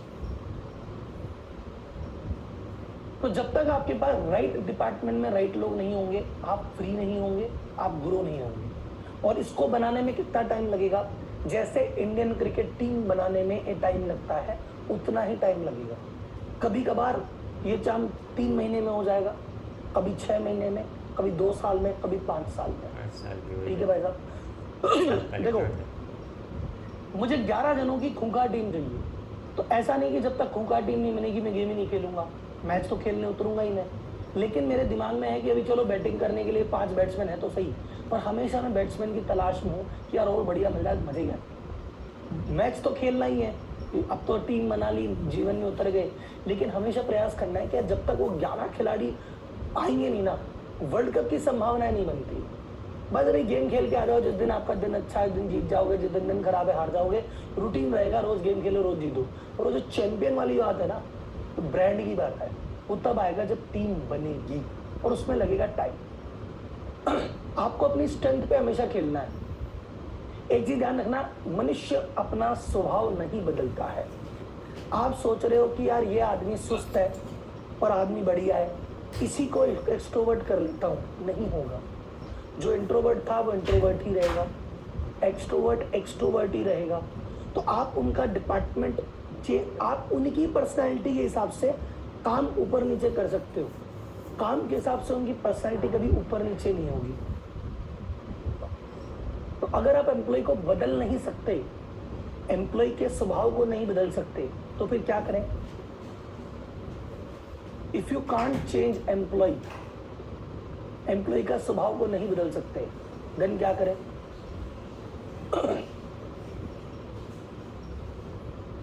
Change the employee. अगर आप एम्प्लॉय को नहीं बदल सकते तो एम्प्लॉय को बदल दो। ये एम्प्लॉय मेरे हिसाब से नहीं बदल रहा, मैं एम्प्लॉय बदल के नया लेके आ जाता हूँ यार भाई साहब, टेंशन नहीं लेने का। You can always change the people. Hiring firing का एक रूल सुन लो। आपके ऑफिस में जब तक, देखो इंडियन क्रिकेट टीम जब तक सॉलिड नहीं बनती, हर साल ट्रायल होंगे, हर साल सिलेक्शन होंगे, 4 नए प्लेयर को मौका दिया जाता है, 4 नए प्लेयर को ड्रॉप किया जाता है, ये टीम बन जाए बढ़िया। और धीरे धीरे ऐसे करके हमको सितारे टीम में मिले भी हैं। और एक बार परफेक्ट टीम बन जाती है, 3-4 साल तक हम चेंज नहीं करते, वो टीम हमें वर्ल्ड कप सब लाके देती है। उसी प्रकार आपकी भी हायरिंग फायरिंग रुकनी नहीं चाहिए, और हायरिंग फायरिंग में आपको डर नहीं लगना चाहिए। आप में से बहुत सारे लोग हैं जिनको एम्प्लॉय हायर करने में भी डर लगता है, फिर राहुल जी फालतू खर्चा पड़ जाएगा, और फायर करने में भी डर लगता है, फिर राहुल जी इसको हटा दिया तो मेरा क्या होगा। सर ये डर जीवन से निकाल दो। आपके कंपनी में, आपके ऑफिस में सिर्फ एक ही गुंडा होना चाहिए, और वो गुंडे आप हो। आपके हिसाब से आपका एक विजन है, आपकी एक सोच है, आपका एक प्लान है, उसके हिसाब से जो उसमें फिट होने वाला व्यक्ति है वो आएगा। जो आपके सोच के अनुसार, आपकी काम के अनुसार काम कर रहा है वो रहेगा, जो नहीं करेगा वो घर जाएगा। डू इट माई वे, नहीं तो हाईवे। क्लियर है भाई साहब? ये दिमाग में चीज बैठा लो। अभी हायरिंग कैसे करें उस पर बात करेंगे, लेकिन यहां तक क्लैरिटी है भाई लोग? ले है जी, चलो अब हायरिंग प्रोसेस की बात करते हैं कि राहुल जी आपने बात बता दी कि एम्प्लॉय होंगे तो बिजनेस होगा, एम्प्लॉय अच्छे होने चाहिए, और एम्प्लॉय उसकी पर्सनैलिटी के हिसाब से उसके डिपार्टमेंट में सेट होने चाहिए, और उस लेवल में सेट होने चाहिए, और जो नहीं समझ में आ रहा उसको हटा देंगे। लेकिन अब हायर कैसे करें, अब हायर कैसे करें, इस पे बात करते हैं। इसका स्टेप बनाएगा जेडी, पर उससे पहले एक छोटी सी चीज़ है। आप में से जितने भी लोग अभी क्लास में बैठे हैं, किन किन को, जिनको ये मटेरियल मेरे कंपनी की तरफ से, ऑफिस की तरफ से ये मटेरियल आपको ग्रुप में दे दिया गया है। क्या दे दिया गया है? संडे की रिकॉर्डिंग जो व्यापारी टू सीईओ की 4 घंटे की प्रॉमिस की थी, वो हमने ग्रुप में रिकॉर्डिंग डाल दी है। 20 से ज़्यादा फॉर्मेट जो हमने आपको बताए थे कि एम्प्लॉय के, सेल्स के, मार्केटिंग के जो फॉर्मेट, वो डाल दिए हैं। आपकी इनवॉइस, मैक्सिमम लोगों की 80-90% की इनवॉइस, जीएसटी इनवॉइस बना के हमने दे दी। अगर किसी कारण से आपको इनमें से कुछ भी नहीं मिला, आपको रिकॉर्डिंग नहीं मिली है, आपको फॉर्मेट नहीं मिला है, आपको इनवॉइस नहीं मिली है, तो आप इन नंबरों पे संपर्क कर सकते हैं। सर जी नंबर डाल दीजिए आप।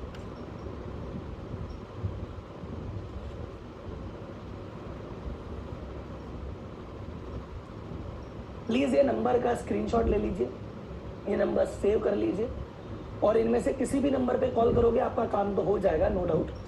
लेकिन एक नंबर पे कर लो, एक पे नहीं हो तो दूसरे पे बोल देना, दूसरे पे नहीं, तीसरे पे बोल देना। अपनी क्लास चलेगी अभी तो 12 दिन। ये बैच खत्म होने से पहले पहले आपको सारी चीज़ें मिल जाएगी, और नहीं मिले तो मुझसे शिकायत कर देना चलती क्लास। ठीक है, डन। यार अब जैसे ही क्लास ओवर हो जाए, इस नंबर पे कॉल कर देना। आपको जो जो चीज़ नहीं मिली है वो चीज़ डिलीवर हो जाएगी, और अगर वो चीज़ डिलीवर नहीं होती है, कल सुबह आके मेरे से शिकायत कर देना। ठीक है, चलो सर हटाओ। सर एक मैं लास्ट बार दे रहा हूँ स्लाइड पर, आप इसको, लेकिन वो मत करना। हाँ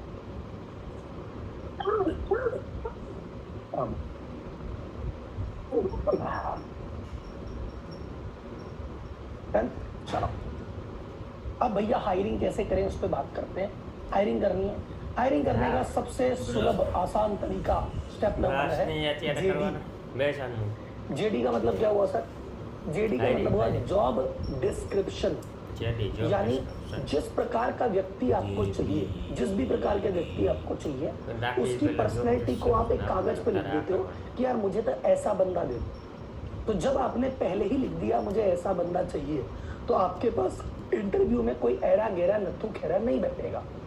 इसको एग्जाम्पल जैसे समझो कि आपके बिटिया 25 साल की होगी, 20 साल की होगी, 24 साल की होगी, आपने घर उसकी शादी करनी है। अब उसकी शादी करनी है तो बेटी की तरफ देखा, बोले इसके लिए सूटेबल दूल्हा लाना है। तो पहले बेटी को देखा, बेटी की तो हाइट मेरी 5'6" है, तो यार लड़का कम से कम 5'10" का होना चाहिए, ठीक।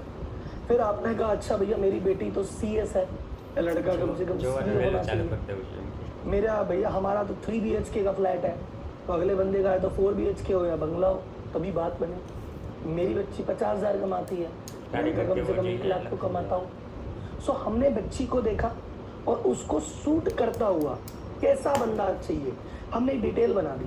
और आपने बाजार में 4 लोगों को मैसेज कर दिया, मामा चाचा पापा ताऊ सबको, कि भैया सुनो अपनी बिटिया की शादी करनी है, तो कोई भी लड़का जिसका घर का मकान हो, CA हो, लाख रुपए की तनख्वाह हो, और भाई साहब ये बंदा हो, अपनी कास्ट का हो, बता दिन 5'10" की हाइट हो, ये भैया हमारी रिक्वायरमेंट है।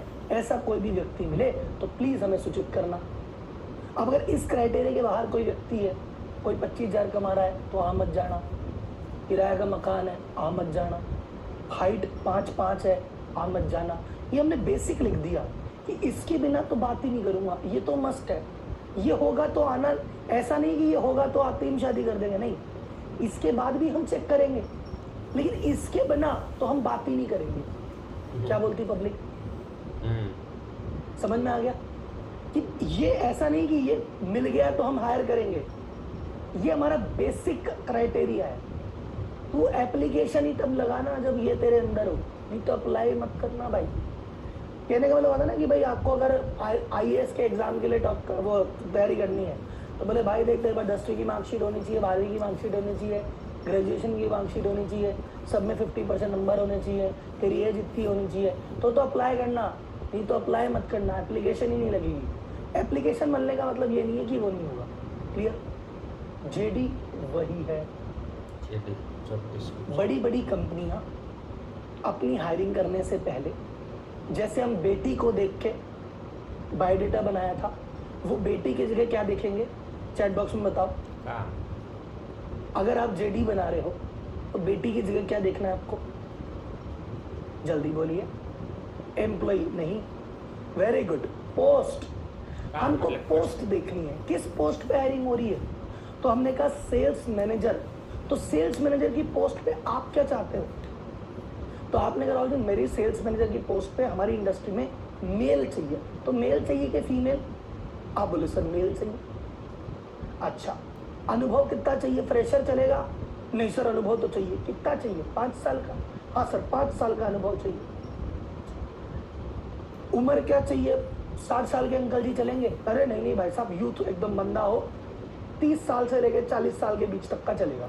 30 से कम तो छोटा ज़्यादा हो जाएगा, 40 से कम बड़ा ज़्यादा हो जाएगा। 30 से 40 की उम्र का मेल आदमी जिसको 5 साल का अनुभव हो मेरी इंडस्ट्री का, ये मिनिमम रिक्वायरमेंट है। और मैं सोच रहा हूँ MBA भी होगा तो 4 चीज़ें पढ़ के ही आएगा, MBA और हो जाए। तो आपने अगर ये 4 चीज़ें लिख दी तो आपने सेल्स मैनेजर का JD बना दिया है कि मैं, ये ऐसा नहीं कोई स्टैंडर्ड JD नहीं है कि दुनिया में जितने भी सेल्स मैनेजर हायर होंगे उनमें 4 चीज़ होगी ना, ये आपके लिए है। राहुल मालोदिया कहता है कि मेरी कंपनी में जो भी सेल्स मैनेजर हायर होगा 30 से 40 के बीच में ही होगा, मेल ही होगा, और इतने रुपए ही दूंगा और ये चीज़ ही करूँगा। ये मेरे लिए है। हो सकता है घनश्याम जी के लिए अलग हो, रईस जी के लिए अलग हो, अमर जी के लिए अलग हो, आदमी के लिए पोस्ट सेल्स मैनेजर ही है, पर आप तो अपनी पोस्ट के हिसाब से देखोगे ना। तो बेसिकली JD क्या करता है, JD कहता है कि मैं गेट पे बैठा गार्ड हूँ, तो एरा गेरा नत्थु खेरा मेरे यहाँ इंटरव्यू देने ना आ जाए, इसलिए मैंने लिस्ट बना दी कि तुम में अगर ये 4, 5, 6 खूबियाँ हैं तो आना, नहीं तो मत आना। इसको करने से फ़ायदा क्या होगा, हर कोई तुम्हारे पास आएगा नहीं। अभी तुम एक पोस्ट के लिए जॉब के निकालते हो या इंटरव्यू के लिए बंदे आओ, अब उस पोस्ट वाले 10 जने आ जाते हैं इंटरव्यू देने, 10 में से 8 तो लायक ही नहीं थे, उन्हें तो आपके बस भीड़ बढ़ाई, टेंशन बढ़ाया, आपने फिल्टर कर दिया, सिर्फ 2 ही आदमी लायक थे, 2 इंटरव्यू लेके चूज कर लें। अभी शुरुआत में तो सारे इंटरव्यू आप ही ले रहे हो, पर कुछ समय बाद जरूरी नहीं है कि आप भी इंटरव्यू लो, आपके पीछे से कोई भी व्यक्ति इंटरव्यू ले सकता है, क्योंकि जेडी तो क्लियर है। तो जेडी में क्या क्या चीज डालें? सबसे पहले तो आप जब जेडी लिखोगे कौन से डिपार्टमेंट का है, कौन सी पोजीशन का है, कि भैया sales manager, accounts manager, production manager, sales executive, कौन सी पोजीशन। सेकंड चीज हमने कहा भाई सुन, पे स्ट्रक्चर कितना देंगे। जैसे मैंने कहा यार मैं ना सेल्स मैनेजर को 30 से 40 हज़ार के बीच में दे सकता हूँ। घनश्याम जी कहते हैं भाई साहब हम तो 20 से 25 के बीच में देते हैं, हमारी इंडस्ट्री में तो यही चलता है। रईस खान जी कहते हैं हम तो 70 से 80 हज़ार भी दे सकते हैं भैया आराम से। तो आप किस शहर में बैठे हो, किस इंडस्ट्री में बैठे हो, किस स्तर पे बैठे हो, क्या कंफर्टेबली अफोर्ड कर सकते हो, आपने अपनी रेंज लिख दी कि सर मेरे को तो इस रेंज में चाहिए, ये बंदा मेरे को रिपोर्ट करेगा या मिडिल मैनेजमेंट को। एज क्या चाहिए, यंग बूढ़ा कुछ है, या तो आप कैसे तो एनी एज 25 से लेके 75 कोई भी आओ मेरे को दिक्कत नहीं है। या आप लिख सकते हो कि नहीं सर 25 से नीचे वाला ही चाहिए, 25 से ऊपर वाला नहीं, मुझे 25 से नीचे वाला ही दो, या मुझे 40 से ऊपर वाला ही दो, लिख दो ना। जेंडर मेल चाहिए फीमेल चाहिए, आपके तो कोई भी आए, अपने को मेल फीमेल से फर्क नहीं पड़ता। एजुकेशन में 10वीं मार्कशीट, 12वीं मार्कशीट, ग्रेजुएशन, MBA CA कुछ चाहिए या कोई भी चलेगा। एक्सपीरियंस में कुछ चाहिए क्या, लिख दो भाई साहब। कोई टेक्निकल स्किल की भाई तेरे को जावा आना चाहिए, तेरे को टैली आना चाहिए, तेरे को एक्सेल आना चाहिए, लिख दो भाई साहब। ये आपने पहले ही लिख दिया। ये जेडी का एक फॉर्मेट है जो मैंने आपको दिया है, यही जेडी का एक सैंपल है और ये सैंपल आपको फॉर्मेट में दिया जा चुका है। तो जिनको मिल गया वो ढूंढ लेना, जिनको नहीं मिला वो आप बात कर लेना, आपको मिल जाएगा। तो क्या बोलती पब्लिक, जेडी का मतलब आप, अच्छा आपकी कंपनी में 6 सेल्समैन है, कितने जेडी बनेंगे चैट बॉक्स में बताओ। सेल्समैन एक बने, 6 सेल्समैन है, कितने जेडी बनेंगे, 1। Very good. क्योंकि भाई साहब आपको जितने आदमी उतना जेडी थोड़ी बनाना है, जेडी बंदे वाइज थोड़ी बनता है, जेडी तो पोस्ट वाइज बनता है, पोस्ट तो एक ही है ना। हाँ, आपके जेडी अलग कब बन सकते हैं, जब आपने कहा कि सर जी मेरे पास 6 सेल्स के बंदे हैं, पर 2 बंदे तो फोन पे बात करते हैं और 2 बंदे फील्ड में जाते हैं और 2 बंदे काउंटर पे बैठते हैं। तो हो सकता है इनके जेडी में आपको अलग अलग चीज़ों की जरूरत पड़ जाए। ठीक है भाई साहब। रिपोर्टिंग टू मतलब अगर मैनेजर है तो मुझे हायर कर रहा होगा और जूनियर है तो मैनेजर को कर रहा होगा। क्लियर है भाई साहब। रिपोर्टिंग टू का मतलब ये हुआ कि ये बंदा जब ज्वाइन करेगा ये किसके नीचे काम करेगा। क्लियर है क्या भाई लोग। तो आप पहले जैसे बेटी देखी, आपने कहा मेरी बेटी की हाइट 6 फुट है, तो फिर आपको तो दामाद चलेगा भाई 5-10 वाला भी नहीं चलेगा, अपने को तो 6-4 वाला बंदा दो। ठीक है ना। आपकी बेटी 2 लाख कमाती है, फिर तो आपको 5 लाख वाला आदमी लगेगा ना। तो जैसी पोस्ट वैसा जेडी। क्लियर है भाई साहब। आई बात समझ में। तो आपकी कंपनी में जितनी भी पोस्ट है, जूनियर की, सीनियर की, किसी भी डिपार्टमेंट की, अगर आपने जेडी बना दिया तो आपके पास क्लैरिटी आ गई। अब इस जेडी का यूज क्या होगा, ये जेडी बना बना के आपने अपने फाइलों में रख रखा है। अब जैसे ही आपके पास अकाउंट्स मैनेजर की पोस्ट खाली हुई, आप ये चीज डालोगे अखबार में। अखबार में आप बोलोगे सुनो जी मुझे चाहिए मेल, ये एज ग्रुप का, ये एक्सपीरियंस वाला, ये टेक्निकल वाला, इस रेंज में, इस पोस्ट पे आ जाओ साहब। यही चीज आप प्लेसमेंट कंसल्टिंग वाले बोलेंगे सर जी कैसा बंदा चाहिए, आप बोलोगे ऐसा बंदा चाहिए। फिर आप जाओगे उसके पास, अखबार में डालोगे तो यही डालोगे, प्लेसमेंट कंसल्टिंग में यही डालोगे, naukri.com पे यही डालोगे। क्लियर है क्या भाई लोग। चलो अब पहला सवाल है, आपने जेडी के द्वारा फिल्टर कर दिया और आपके सामने आके इंटरव्यू में बैठ गए लोग। अब उनसे सवाल क्या पूछना है, सुनो। इंटरव्यू जो बंदा इंटरव्यू देने आया है वो इंटरव्यू देने की पूरी तैयारी करके आया है, लेकिन आपने इंटरव्यू लेने की तैयारी बिल्कुल नहीं की। और सर आपकी बेटी का जब ब्याह हो रहा है तो आप लड़के का कितना ढंग से ग्रिल करते हो, यार मेरी बेटी है, इसके जीवन भर का सवाल है, तो लड़के को और ध्यान से देखेंगे। तो भैया आपकी कंपनी है, आपकी पोस्ट है, उसका भी तो जीवन भर का सवाल है। जैसे आपकी एक बेटी है, अगर आपके पास कंपनी में 5 डिपार्टमेंट है और उनमें 10 पोस्ट है, तो आपके 10 बेटियां हैं और आपको मस्त 10 जमाई ढूंढने हैं, और 10 जमाई ढूंढ लिए और 10 बेटियां खुश है, तो भैया आपकी कंपनी दौड़ पड़ेगी और आप रिलैक्स रहोगे। तो उसी लिहाज से ढूंढो, तैयारी करो। तो कोई भी बंदा जब इंटरव्यू के लिए आएगा तो एक तो आप अब्बा डब्बा चब्बा हो जाओ, उसी समय बैठ के सोचो इससे क्या पूछूं। और एक दूसरा रास्ता क्या है पता है, आप पहले ही क्वेश्चन लिस्ट बना लो कि किस आदमी से क्या सवाल पूछना है। आज बैठ के सोचो अगर सेल्स मैनेजर मेरे पास आएगा मैं क्या क्या सवाल पूछूंगा। आज ही 10, 20, 25, 50 सवाल पूछ के बैठ जाओ, और जब सेल्स मैनेजर आए और निकाला पर्चा, बैठा सामने, हो जा चालू मेरे भाई। आप इंटरव्यू क्वेश्चनर बनेंगे, कितने बनेंगे कोई चैट बॉक्स में बताएगा। इंटरव्यू क्वेश्चनर बनने, इंटरव्यू में कितने क्वेश्चन पूछे जाएंगे वो अलग है, कितने बनेंगे 15, 20 डिपेंड ऑन पोस्ट। हिंदी में जितने जेडी उतने इंटरव्यू क्वेश्चनर। आपको ये पर्सनैलिटी चाहिए, मैं ये सवाल पूछूंगा, मुझे ये पर्सनैलिटी चाहिए, मैं ये सवाल पूछूंगा। तो आपने कहा मुझे तो गार्ड चाहिए, तो गार्ड में जेडी क्या होगा, बहुत ज़्यादा गार्ड में आपको ज़्यादा चाहिए ही नहीं, तो गार्ड के सवाल भी 7-8 होंगे। फिर आपको सेल्स एग्जीक्यूटिव में थोड़ा दिमाग ज़्यादा लगाना है, तो उसमें 12-15 सवाल हो सकते हैं। मैनेजर के लिए 5 सवाल एक्स्ट्रा हो सकते हैं। तो अलग अलग पर्सनैलिटी के हिसाब से आपने अलग अलग क्वेश्चन बना के रख दिए। इसके फ़ायदे क्या क्या हैं, चैट बॉक्स में मुझे बताइए इसके फ़ायदे क्या क्या हैं। अगर मेरे पास पहले ही क्वेश्चन लिखे हुए हैं इंटरव्यू से पहले और बहुत मेहनत करके मैंने बनाया, सबसे पहली बात मेरा टाइम बचेगा, वेरी गुड। मैं वहाँ बैठ के सोचूंगा नहीं क्या पूछा, वेरी गुड। दूसरा, मैं कुछ भूलूंगा नहीं, वहाँ पे इंटरव्यू में भूल जाता हूँ ये सवाल तो पूछा ही नहीं, वो तो पूछा ही नहीं, तो कुछ मिस नहीं होगा, कुछ भूलूंगा नहीं, मेरा विजन क्लियर रहेगा मुझे क्या पूछना है, मेरा टाइम बचेगा, अच्छा एम्प्लॉय आएगा, वेरी गुड। कंपैरिजन बहुत इजी हो जाएगा। मैं राम श्याम घनश्याम तीनों से जब एक ही तरह के सवाल पूछता हूँ तब मैं कंपेयर कर पाऊंगा ना दोनों में से कौन बढ़िया है। अब राम से आपने 10 सवाल पूछे थे, श्याम से 15 पूछ लिए, घनश्याम से 25 पूछ लिए, तो इन बेचारों का कंपैरिजन कैसे होगा। जब 3 बच्चों का क्वेश्चन पेपर ही अलग अलग था तो उन पे एक जैसे नंबर कैसे दोगे। जब क्वेश्चन पेपर सेम होगा तभी तो नंबर दे पाओगे। तो सेम क्वेश्चनर आप अक्सर हर आदमी के सामने रखोगे तो कंपैरिजन बहुत बढ़िया होगा, कुछ भी चीज़ भूलोगे नहीं। और आपकी एब्सेंस में पीछे वाला भी इंटरव्यू ले सकता है। आपने कहा मैं तो छुट्टी पे हूँ, मैं तो गोवा गया हूँ घूमने, लेकिन सेल्स मैनेजर का इंटरव्यू है, किसी को भी कह दो अरे मेरे डेस्क से कागज निकाल, देखो मेल किया, ले ले इंटरव्यू, खत्म।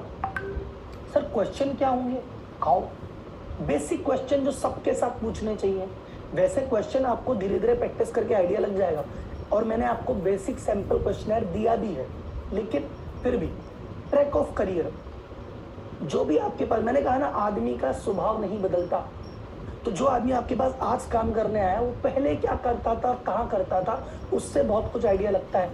तो भैया पहले तूने कहाँ काम किया, तो कौन सी कंपनी में कब ज्वाइन किया, क्यों ज्वाइन किया था, वहाँ क्या काम किया था, फिर वहाँ से क्यों छोड़ दिया, फिर दूसरी कंपनी क्यों ज्वाइन की थी, वहाँ क्या किया था, वहाँ से क्यों छोड़ दिया, एंड सो ऑन।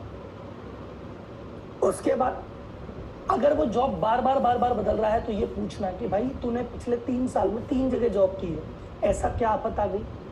तो अगर वो बहुत ज़्यादा जॉब बदल रहा है तो मान लो आपके यहाँ भी नहीं दिखेगा, क्योंकि स्वभाव नहीं बदलता।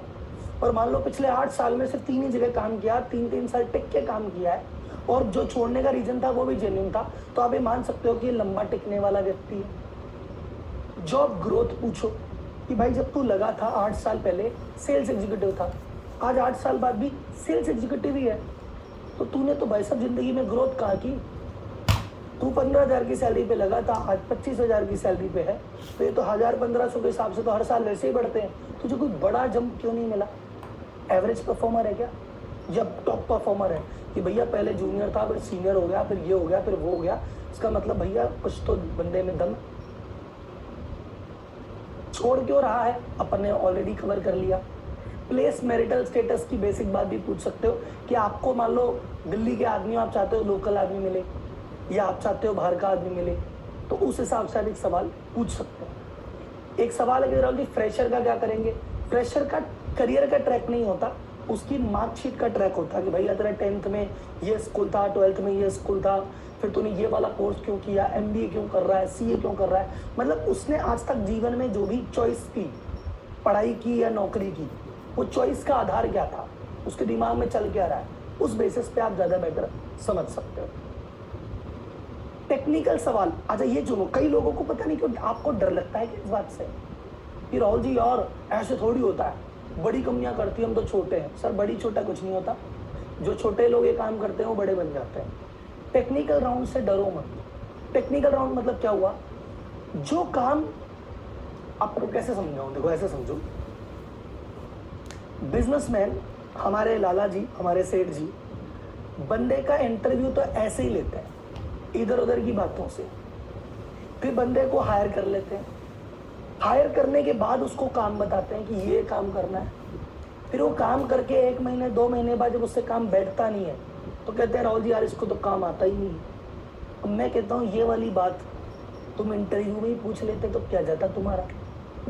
इंटरव्यू के दौरान ही जो आप उसको काम देने वाले हो वो सभी सवाल पूछ डालो। जैसे आपने कहा अरे सेल्स मैनेजर वाले भाई, सेल्स मैनेजर से आपको क्या काम है कि ये रोज मेरी टीम को संभाल लेगा क्या? तो इससे सवाल नहीं पूछोगे क्या कि भाई आपको 5 जनों की टीम मिलेगी, आज के पहले आपको टाइम मिली है 5 जनों की, आप कैसे संभालते थे मुझे बताइए। कोई बंदा टारगेट पूरा नहीं करता, आप क्या करते हो मुझे बताइए। 2 बंदे आपस में लड़ेंगे, आप क्या करोगे मुझे बताइए। सेल नहीं बढ़ी तो क्या कारण हो सकता है मुझे बताइए। आप तभी पकड़ लो ना यार उसको। आप भाई साहब रिकवरी, हमारे रिकवरी का बहुत इशू रहता है, आप रिकवरी करने जाओगे, कैसे जाओगे, क्या अप्रोच रहेगी बताइए। जो काम आप उससे नौकरी देने के बाद करवाओगे वो सारे काम एक एक करके इंटरव्यू में पूछ लो। इंटरव्यू 2 मिनट 5 मिनट का होना जरूरी नहीं है। इंटरव्यू मिनिमम आधे घंटे से लेके 1 घंटे तक चलना चाहिए। आप भाई साहब बेटी के लिए जवाई ढूंढ रहे हो, आपकी कंपनी में 10 बेटियां हैं आपकी, वो 10 बेटियों का जवाई है। एक भी पोस्ट हल्की नहीं हो सकती। 11 जनों की टीम है ना आपकी, विकेट कीपर हल्का हुआ तो भी गए, ओपनिंग बैट्समैन हल्का हुआ तो भी गए, स्पिनर हल्का हुआ तो भी गए। 11 में से एक भी कच्चा खिलाड़ी नहीं आ सकता, पूरी टीम को खा जाएगा। तो भाई साहब बैठ के इंटरव्यू लो ढंग से, घबराना नहीं है। जो डेली काम वो ज्वाइन करने के बाद करेगा, आज उससे पूछो ना भाई तो कितना आता है, इससे पहले काम किया था कैसे किया था, तुझे क्या अच्छा लगा था, क्या बुरा लगा था, क्या इसमें अच्छा है क्या बुरा है। आप प्रैक्टिकल भी कर सकते हो उसके साथ। मतलब आपके काम में क्या मेल लिखनी है क्या, तो उसको इंटरव्यू में बोलो मेल लिख के दिखा। आपको सेल करनी है ना तो इंटरव्यू में बोलो सेल करके दिखा। एक्सेल चलाना है ना तो इंटरव्यू में बोलो जा एक्सेल पे ये काम करके दिखा। मशीन चलानी है जा मशीन चला के दिखा। एंट्री कराओगे अकाउंटेंट से, बोले एंट्री करा के दिखा। ये भी टेस्ट का पार्ट रखो।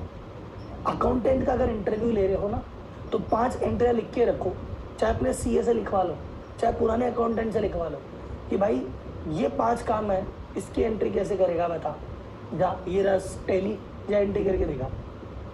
ये सॉफ्टवेयर चलाना आता है, बोले हाँ आता है, इस सॉफ्टवेयर में 3 चीज़ें करके दिखा जा। मेल लिखनी आती है, हाँ लिख लेगा ना, बढ़िया कम्युनिकेशन अच्छा है आपका। मेरा टेंडर डिले हो गया, जा अधिकारी को मेल लिख के टेंडर डिले हो गया एक्सेप्ट करो, लिख के दिखा कैसे लिखता है। तो जो काम आप ज्वाइन करने के बाद करवाओगे वो इंटरव्यू में करवा लो ना यार भाई साहब, क्या दिक्कत है। क्या बोलती है पब्लिक। टेक्निकल राउंड आपको लगता रहा जी मेरे को तो खुद को नहीं आता, मैं कैसे लिखाऊं, कोई और ले लेगा। बड़ी कंपनीज में क्या होता है कि अकाउंटेंट का टेक्निकल राउंड है, जो अकाउंटेंट के पास जा, आप एक काम करो कौन से डिपार्टमेंट में जाओ, आधा घंटे वो बताएंगे क्या करना है। तो आपने बेसिक इंटरव्यू लिया, ये टेक्निकल इंटरव्यू कोई और भी तो ले सकता है। आपने सीए को बोल दो यार सीए साहब एक काम करोगे क्या छोटा सा, यार ये एक कैंडिडेट आएगा शाम को 3 अकाउंटेंट आ रहे हैं, 1 घंटे के लिए आके सवाल पूछ लोगे क्या? या उन 3 कैंडिडेट को बोला कि शाम को मैं सीए के पास जाके एक बार मिल आना, वो अप्रूव करेगा तो रखेंगे, मोटा मोटी तो ठीक है। क्या दिक्कत आ रही है? क्या दिक्कत आ रही है?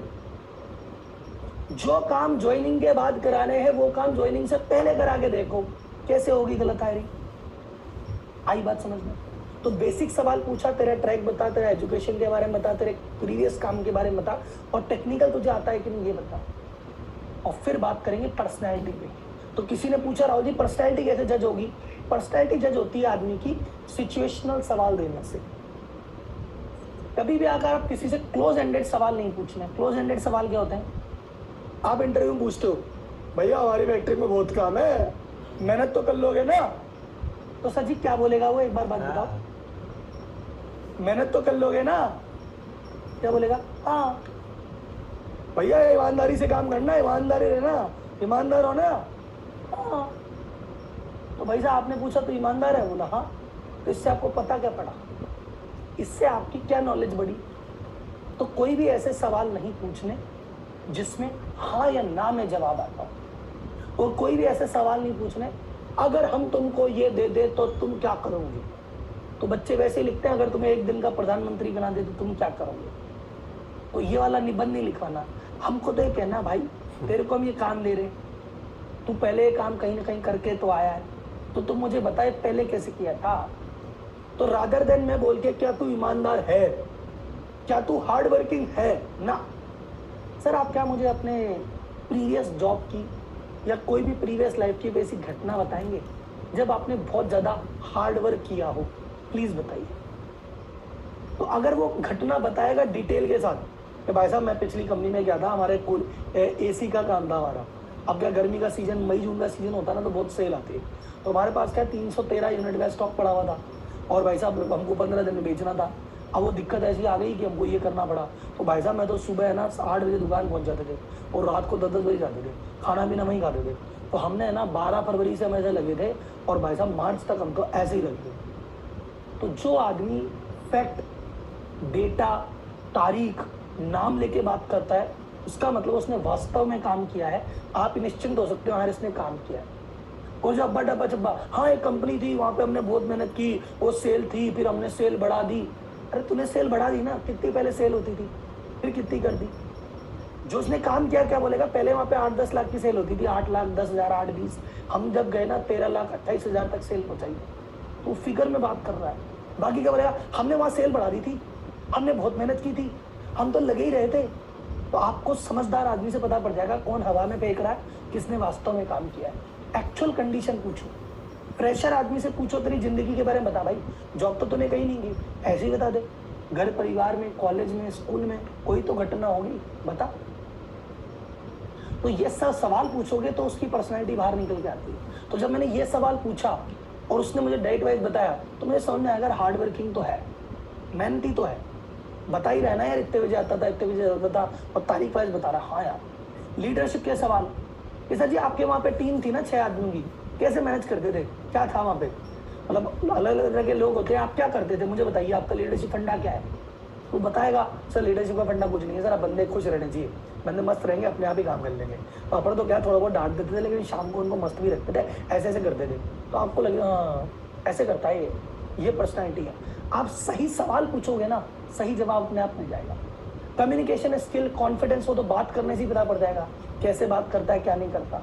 कॉन्फिडेंस आपको बात से दिखेगा, कम्युनिकेशन बात से दिखेगा, हार्ड वर्किंग आपको एग्जाम्पल से दिखेगा। इंटीग्रिटी, ईमानदारी,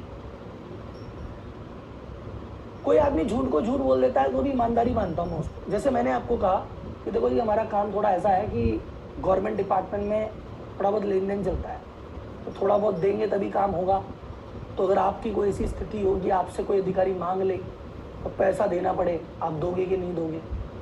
तो अगर वो व्यक्ति मुझे ऐसे बोले नहीं सर मैं तो सख्त हिंसा का पुजारी हूँ, मैं तो ईमानदार आदमी हूँ, मैं तो आज तक किसी को 1 रुपया दिया ही नहीं और कभी दूंगा भी नहीं, चाहे प्राण जाए वचन न जाए, मैं नहीं देता, तो मेरी नज़र में वो झूठा है, इंटीग्रिटी नहीं है। क्योंकि जब मौका पड़ेगा तो उसको देना पड़ेगा, और वो देगा, और उसने 10 बार दिया है, यहाँ ज्ञान झाड़ रहा है। और जो आदमी मुझे ऐसा बोलता है भाई साहब देखो यार अब धंधा तो धंधे के जैसे ही होता है, अब लिए दिए बगैर तो नहीं होता भाई साहब, कोई ट्रैफिक वाला भी गाड़ी पकड़ता है 150 देने पड़ते हैं, अब डिपार्टमेंट में यार अब ले दे के काम होता है तो होता है, अब बिना लिए दिए तो फिर काम ही नहीं होगा तो क्या मतलब। तो भैया लेना देना पड़ता है, मैंने कई बार दिया है और आगे देना पड़ेगा तो आगे भी देंगे। तो मुझे लगा ये ईमानदार आदमी भाई। कभी ऐसा हुआ है क्या जीवन में कि यार फेयरवेल हो गए, टारगेट आ गए, ऐसा कभी हुआ ही नहीं। जीवन में सारे टारगेट अचीव किए, सब लोग खुश रहे, सब मस्ती है, वो झूठा आदमी है मेरी नज़र में। और जो कहता है ऐसा होता ही है, कभी कभी फेज ऐसा आता है, मार दो एक टाइम था मेरे 3 महीने तक टारगेट ही पूरे नहीं हुए, फिर थोड़ी बातचीत भी हो गई, फिर थोड़ा काम करके धीरे धीरे हमने किया। तो जो आदमी अपनी गलतियाँ एक्सेप्ट कर ले, अपनी कमियाँ एक्सेप्ट कर ले, मेरी नज़र में ईमानदार है। तो इंटीग्रिटी वैसे भी चेक हो सकती है। तो ये मैंने आपको क्वेश्चन का कुछ सैंपल दिया है। 3 तरीके हुए, पहला पर्सनैलिटी, दूसरा टेक्निकल स्किल, तीसरा बेसिक बातें। तो पहले तो बेसिक बातें, कहाँ पढ़ा, कहाँ काम किया, क्या किया, कैसे किया, क्यों किया। सेकंड, तेरे को काम आता है कि नहीं आता करके दिखा। और तीसरा उसकी पर्सनैलिटी। आधे से पौन घंटे चलेगा इंटरव्यू, कोई दिक्कत भाई लोग किसी को। अब इंटरव्यू लेने की कोई टिप बता दूंगे आपको सर, इंटरव्यू लेने के कुछ स्टेप और टिप पे डिस्कस करें क्या? मज्जानी लाइफ हो जाएगी। कोई हाँ ना नहीं बोल रहा ना, कोई बात नहीं, छोड़ो, फिर नहीं बता रहे। हो गई आज की क्लास, कल मिलते हैं सुबह 7 बजे। धन्यवाद, जय हिंद।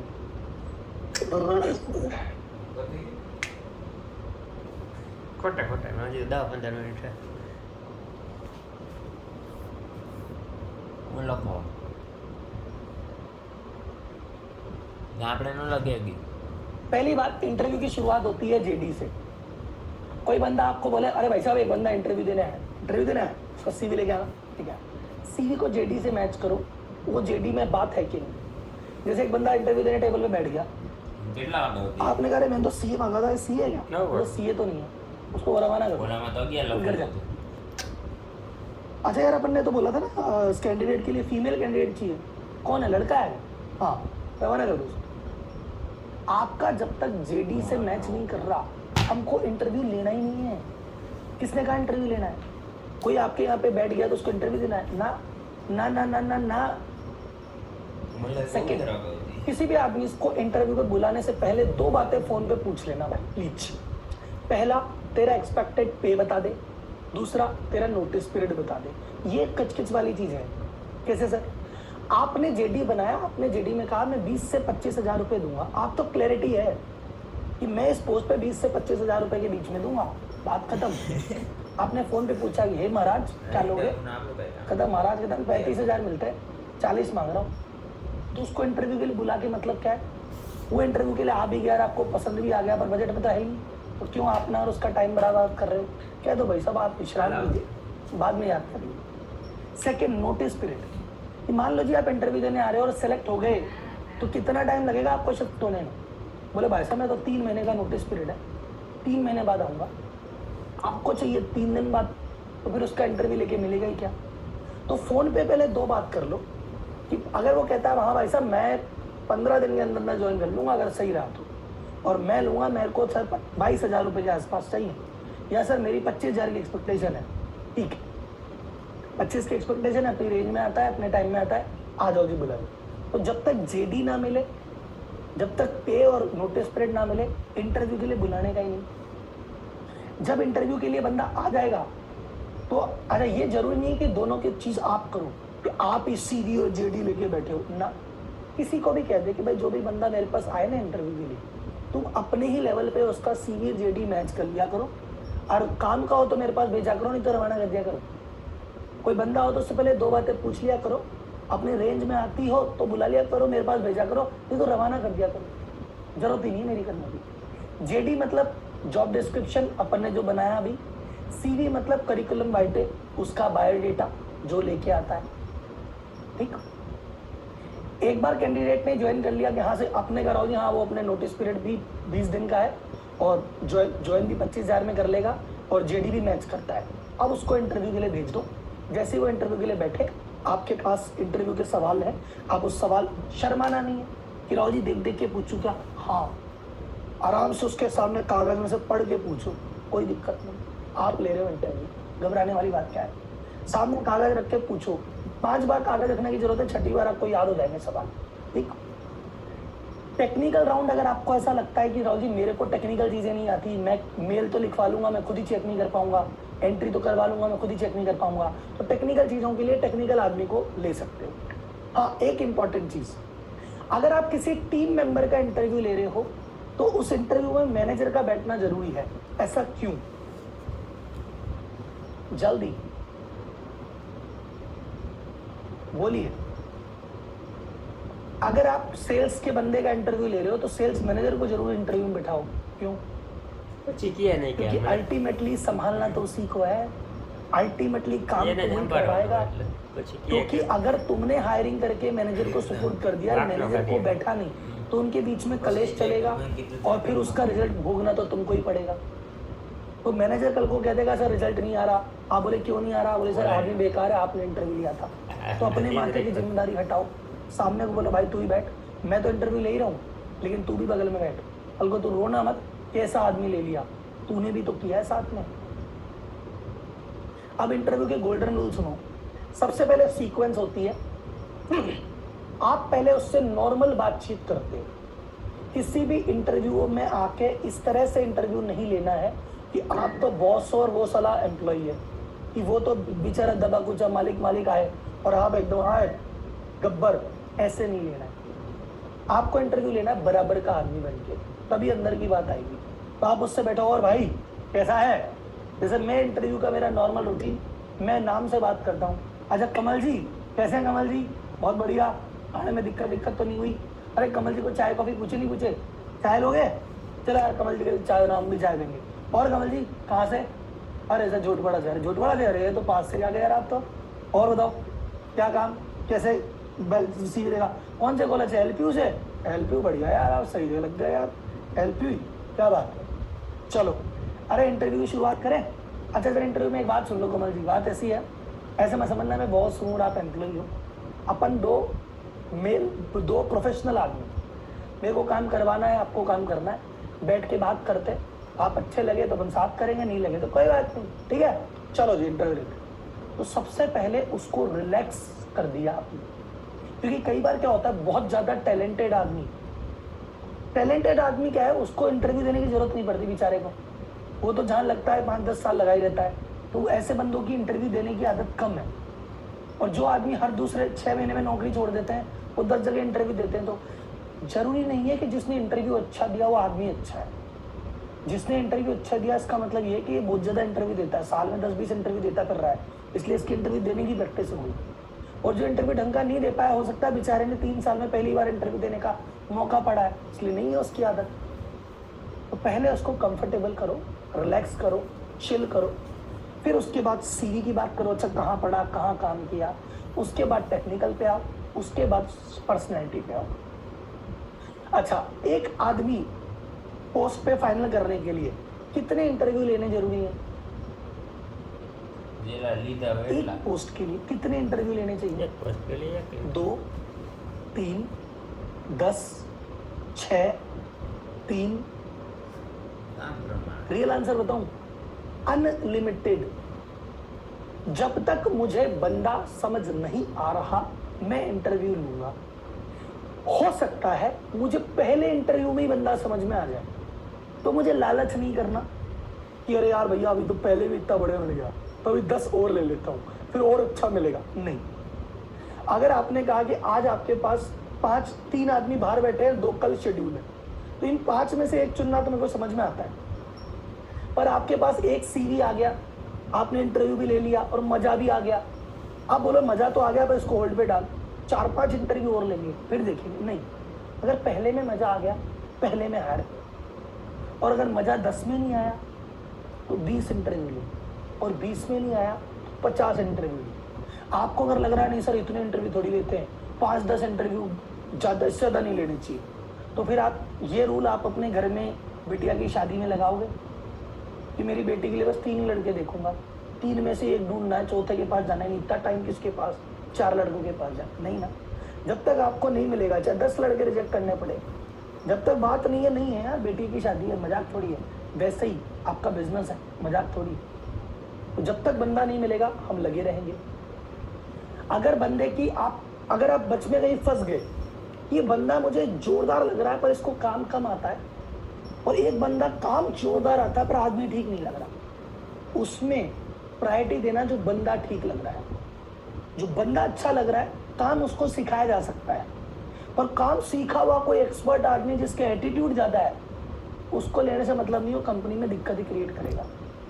तो पहली बात, बेस्ट सिनेरियो क्या है, पर्सनैलिटी भी अच्छी काम भी अच्छा, लेकिन दोनों में से एक ही मिल रहा हो तो पहले पर्सनैलिटी लेना, काम अपन सिखा देंगे। ठीक है भाई साहब। Next, hiring.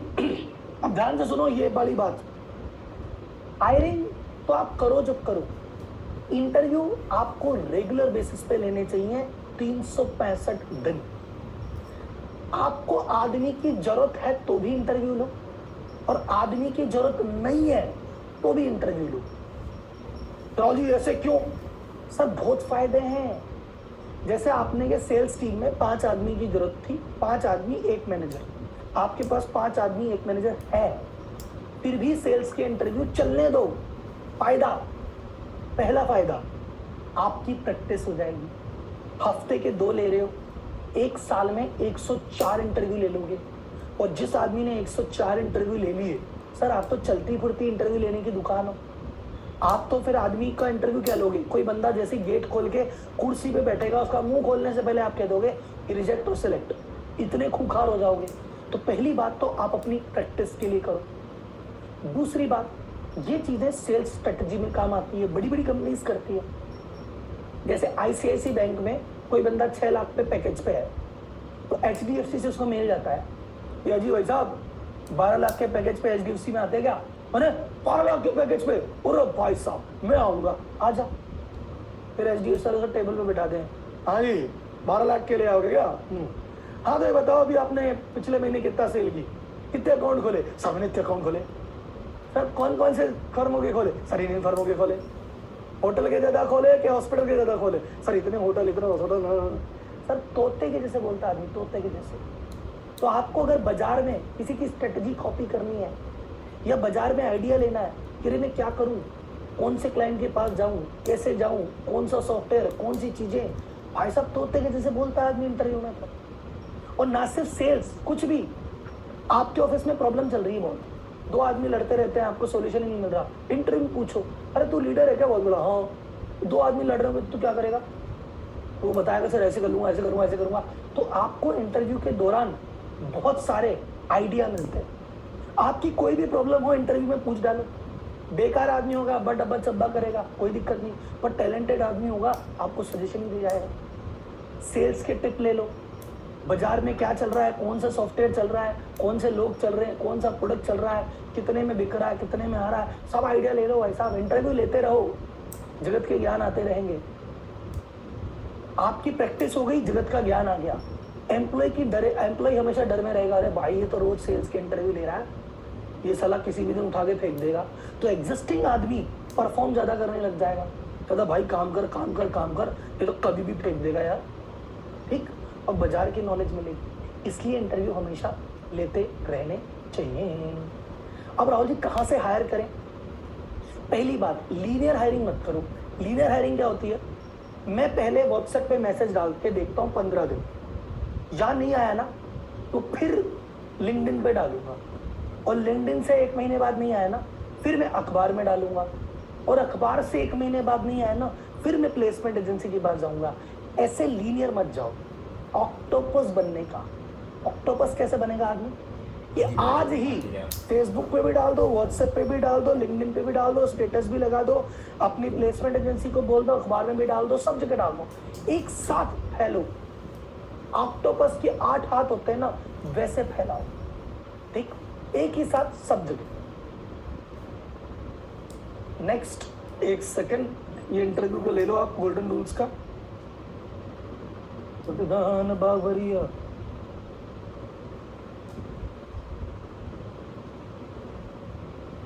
आ जाओ साहब। तो एक ही दिन फेसबुक पे डालो, व्हाट्सएप पे डालो, न्यूज़पेपर में डालो, जॉब साइट पे डालो, लिंक्डइन, naukri.com, प्लेसमेंट एजेंसी, एक मत डालो, 3 डालो। अब हिंदी में एक और बात सुनो। कई लोग कहते हैं सर हमें मिलते ही नहीं है, मिलते ही नहीं, मिलते ही नहीं है। देखो जिनको नहीं मिलते ना, आप 2 बात सुनो। ऑक्टोपस बनोगे ना तो मिलेगी। आपने एक प्लेसमेंट एजेंसी को पकड़ रखा है, वो आपको हफ्ते में 2-3 सीवी भेजती है, उससे कुछ होने जानी है नहीं, आपके रोज़ बंदे ही ना मिले। एक एजेंसी क्यों, 3 एजेंसी पकड़ो। फेसबुक पे डाल दिया सर 1-2 क्वेरी आई है, तो फेसबुक, व्हाट्सएप स्टेटस सब पे डालो। तो जब आप 10 जगह डालोगे और हर जगह से महीने में 1 लीड भी आएगी, तो महीने की 10 लीड होगी, बहुत होती है भाई साहब। तो एक तो आपको इसलिए नहीं मिल रहा क्योंकि आप एक पर्टिकुलर जम के बैठ गए, बस उससे हिल ही नहीं रहे, अखबार में डालते रहते और डालते रहते, उससे क्या होगा, ऑक्टोपस बनो। दूसरी बात, either you by the talent और यू बिल्ड द टैलेंट। ध्यान से सुनना मैं क्या बोल रहा हूँ। या तो टैलेंट को खरीदा जाता है या बनाया जाता है। तो टैलेंट खरीदना मतलब क्या हुआ, आप कह रहे हो सर 20,000 में बंदा ढूंढ रहा हूँ, नहीं मिल रहा, तो 5,000 रुपये बढ़ाओ, 25 में तो मिल ही जाएगा। और 25 में ढूंढ रहा हूँ, नहीं मिल रहा, तो 28 में ढूंढो, फिर तो पक्का ही मिल जाएगा। तो या तो पैसे बढ़ाओ तो बंदा मिलेगा। आपने कहा सर पैसे तो नहीं है बढ़ाने को, तो फिर टाइम बढ़ाओ। फिर जैसा मिल रहा है, फिर राहुल जी जैसे मैं को इसमें 10 खूबियाँ चाहिए थी, पर 6 ही खूबियाँ मिल रही है 20,000 में, तो 20,000 में 6 खूबियाँ मिल रही है, तो 6 वाला हायर करो। फिर 4 खूबी में पैसे नहीं है ना तुम्हारे पास, तो 3 महीने 6 महीने टाइम लगाओ। क्या बोलती है पब्लिक? या तो पैसे लगाने पड़ेंगे खरीदने के लिए, और अगर पैसे नहीं है तो समय लगाना पड़ेगा। समय लगाओ या पैसे लगाओ। अब आप बोलो न तो मेरे पास सिखाने का टाइम, न मेरे पास देने को पैसे, अब मुझे उसी 20,000 में महामंत्री चाहिए, नहीं मिलेगा वैसा, नहीं मिलेगा। ठीक है वैसा एक छोटा सा रूल है, मैंने अनुभव से सीखा है। फैमिली और फ्रेंड्स की हायरिंग कोशिश करो, अवॉइड करो। फैमिली और फ्रेंड में बंदा हायर क्यों नहीं करना चाहिए, इसलिए नहीं कि टैलेंटेड नहीं होते, इसलिए क्योंकि तुम फायर नहीं कर पाओगे। कोई एक अनजान आदमी आपने हायर किया, उसने काम किया, अच्छी बात है, नहीं किया, आप बोलोगे तो तेरे घर जा। फैमिली और फ्रेंड्स में फाइन नहीं हो पाएगी। तो आपने एक दोस्त को अकाउंटेंट रख लिया, अब वो दोस्त काम भी नहीं कर रहा, अब वो हट भी नहीं रहा, और उसकी जगह नया आ भी नहीं रहा, तो एक डिपार्टमेंट डिस्टर्ब हो गया, फिर वो भाई साहब बिगाड़ देगा पूरी टीम को। इसलिए डन। एक सवाल है जो बार बार आ रहा है, सर मैं लेट हो गया था, 7 बजे की क्लास थी, मैं लेट हो गया, मुझे रिकॉर्डिंग दे दो। सर रिकॉर्डिंग किसी को नहीं दे रहे, इसका पर्पज सुन लो, उद्देश्य सुन लो। अपने पास रजिस्टर्ड है 1,000 व्यक्ति और कुछ 200 के आसपास रिपीटर अटेंड कर रहे हैं, 1200 लोग आज आपके सामने बैठे हैं। अगर मैंने आज की क्लास की रिकॉर्डिंग दे दी कि कोई बात नहीं, ले लो रिकॉर्डिंग भाई साहब, क्या फर्क पड़ता है, तो कल ये आपको 900 लोग दिखेंगे, और फिर ये बैच खत्म होते होते 500 आदमियों से अपन बैच खत्म करेंगे। ये मेरा शायद, मुझे भी काउंटिंग नहीं है, 21वां या 22वां कौन सा बैच चल रहा है, लेकिन मैं शुरुआत के 10-12 बैच तक रिकॉर्डिंग दिया करते थे। और रिकॉर्डिंग देने का हमारा उद्देश्य, वो हमारा उद्देश्य था कि यार बंदे को सीखने को मिले। और उसका नुकसान क्या हुआ कि आदमी को लगने लग गया, अरे यार आराम से उठो, रिकॉर्डिंग तो मिल ही जाएगी। फिर लोगों ने कहा अरे आज सोते रहते, रिकॉर्डिंग तो मिल ही जाएगी, और रिकॉर्डिंग कोई देखता नहीं है। मैं खुद स्वयं, जैसे कोई इकोनॉमिक टाइम्स का कॉन्क्लेव हुआ, मैंने कहा यार मुझे इस बंदे की बात सुननी है, क्या कह रहा है हमारा मिनिस्टर ऑफ स्टेट, और मैंने उसकी रिकॉर्डिंग कर ली। 3 महीने से मैं नहीं दिख रहा यार। जब मैं, जिसका काम धंधा यही है, जिसकी रोजी रोटी यही है, जिसका काम इससे चलेगा, जिससे मैं पैसे कमाऊंगा, जिससे मैं नॉलेज कमाऊंगा, मैं ही रिकॉर्डिंग नहीं देख पा रहा, आप तो मरे ही नहीं देख पाओगे। प्लस इसके चक्कर में आप लाइव से और रह जाओगे। इसीलिए मैंने डिसाइड किया है कि अब हर महीने होगा। तो आप फिक्स कर लो कि एडवांस की क्लास, आपका कैलेंडर फिक्स कर लो, हर बुधवार, हर गुरुवार, हर शुक्रवार एडवांस की क्लास होगी ही होगी, और आपके लिए लाइफ टाइम एक्सेस है। तो जब भी कोई क्लास आपकी मिस हुई है, आप अगले में पहुंच जाओ, आप 10 बार अटेंड करो, लेकिन लाइव करोगे। जब किसी चीज़ के लिए दर्द होगा ना, थोड़ा सुबह जल्दी उठना पड़ेगा, नहा धो के स्क्रीन के सामने टिकना पड़ेगा, तब तो बात जाएगी दिमाग में। और आपको मिल गया ना, अरे रिकॉर्डिंग है अपने पास, रात को टांग फैला के सोफे पे देख लेंगे, फिर बीच में कोई आ जाएगा तो पॉज करके उसको संभाल लेंगे, तो ज्ञान की वैल्यू चली जाती है। ठीक, तो मैं हमेशा कहता हूँ आपने पैसे देके ज्ञान खरीदा नहीं है, ये मैंने खरीद लिया मेरा है, मैं चाहूँगा जो करूँगा। आपने पैसे देके एक्सेस खरीदी है कि ज्ञान खरीदने की मुझे एक्सेस है, लेकिन इसके लिए थोड़ी मेहनत आपको करनी पड़ेगी। क्या बोलती पब्लिक? तो वादे के अनुसार 9 बजे एग्जैक्ट मैंने क्लास खत्म कर दी। अब अगले 2 दिन में मैं क्या बताने वाला हूँ ये सुन लेते हैं। अगले 2 दिन में बात करेंगे कि जो नया हायर अपन ने ज्वाइन किया है उससे कागजी फॉर्मेलिटी क्या करवानी, उसको किस तरह की ट्रेनिंग देनी है, उसको क्या सैलरी या क्या बेनिफिट देना चाहिए जिससे वो हमारे पास रुके, हमारे बिना, हमारी गैर मौजूदगी में वो अपने आप काम कर सके, ऐसा कैसे होता है। पुराना एम्प्लॉय जो है, ओल्ड एम्प्लॉय, जो हमारे पुराने एम्प्लॉय बैठे हैं, जो सुधर नहीं रहे, जो काम कर नहीं रहे, जिनकी इच्छा नहीं है, उनका क्या किया जाए, उनको कैसे इंस्पायर किया जाए, आपके पीछे से आपकी टीम सर पे कफन मान के कैसे लगी रहे। ठीक है, आपका काम प्रॉपरली कैसे हो, आपको काम देना कैसे है, आपको मीटिंग कौन सी करनी है, कितनी मीटिंग करनी है, पर्सनल मीटिंग करनी है, ग्रुप मीटिंग करनी है, किस मीटिंग में क्या डिस्कशन करना है, ये सभी बातें अपन डिस्कस करेंगे अगले 2 दिनों। ठीक है, अब किसी के कोई सवाल है तो अपन ले सकते हैं। Done sir? बोलिए सवाल। हायरिंग एजेंसीज के बारे में बताइए। हायरिंग एजेंसीज प्लेसमेंट एजेंसीज होती है बहुत सारी, अलग अलग शहरों में काम करती है। आप दिल्ली में है, बॉम्बे में है, बड़े छोटे शहर में कंपनीज होती है। आपसे एम्प्लॉय की सैलरी का 15 दिन से लेके 1 महीने तक का वो कमीशन लेती है और आपको बहुत बढ़िया बढ़िया सीवी प्रोवाइड करती है। इस तरह से आप उनसे काम कर सकते हैं। एजुकेशन में टीचर के लिए कितना budget? Again sir, private school में 4,000 रुपए में भी टीचर हायर होते देखा है और 40,000 में भी होते देखा है। ठीक, तो बजट ऐसा फिक्स नहीं होता। मैंने बताया ना, आप किस शहर में हैं, क्या काम कर रहे हैं, किस स्तर पे हैं और आसपास बाजार में क्या रेट चल रही है, उस पर सैलरी डिसाइड होती है। क्या इंट्रोवर्ट अल्फा मेल में चेंज हो सकता है? नहीं हो सकता है। इंट्रोवर्ट इंट्रोवर्ट ही रहता है, वो अल्फा मेल में चेंज नहीं होगा। लेकिन एज अ ओनर अगर आप इंट्रोवर्ट हो तो ये आपकी कमजोरी है। अल्फा मेल में बदलने का क्या चांसेस है? आपका एनवायरनमेंट बदलोगे, थोड़ा फर्क पड़ेगा। जैसे आप ऐसे लोग जो अल्फा मेल हैं उनके साथ उठक बैठक बढ़ाओ, सुबह उनके साथ बैठे हो, उनका एटीट्यूड देख रहे हो कि वो कैसे बिहेव करते हैं, आप मूवी उस तरह की देख रहे हो, आप वेब सीरीज उस तरह की देख रहे हो, आप कंटेंट उस तरह का पढ़ रहे हो, इन चीज़ों से आपके अंदर वो कॉन्फिडेंस डेवलप होता है। ऑब्वियसली रातों रात चेंज नहीं होगा और 100% भी चेंज नहीं होगा, बट हाँ 50-60% आप वहाँ पे पहुँच जाओगे। क्या ओवरऑल नोट्स मिलेंगे? यस सर, मैं एम्प्लॉय की जैसे ही क्लास खत्म होगी ना आपको इसके बेसिक नोट्स प्रोवाइड करा दूंगा परसों। एसओपी के बारे में अपन परसों चर्चा करेंगे थोड़ी बहुत। इंटरव्यू में क्या क्या पूछा जाए बताइए। मैंने उसका एक फॉर्मेट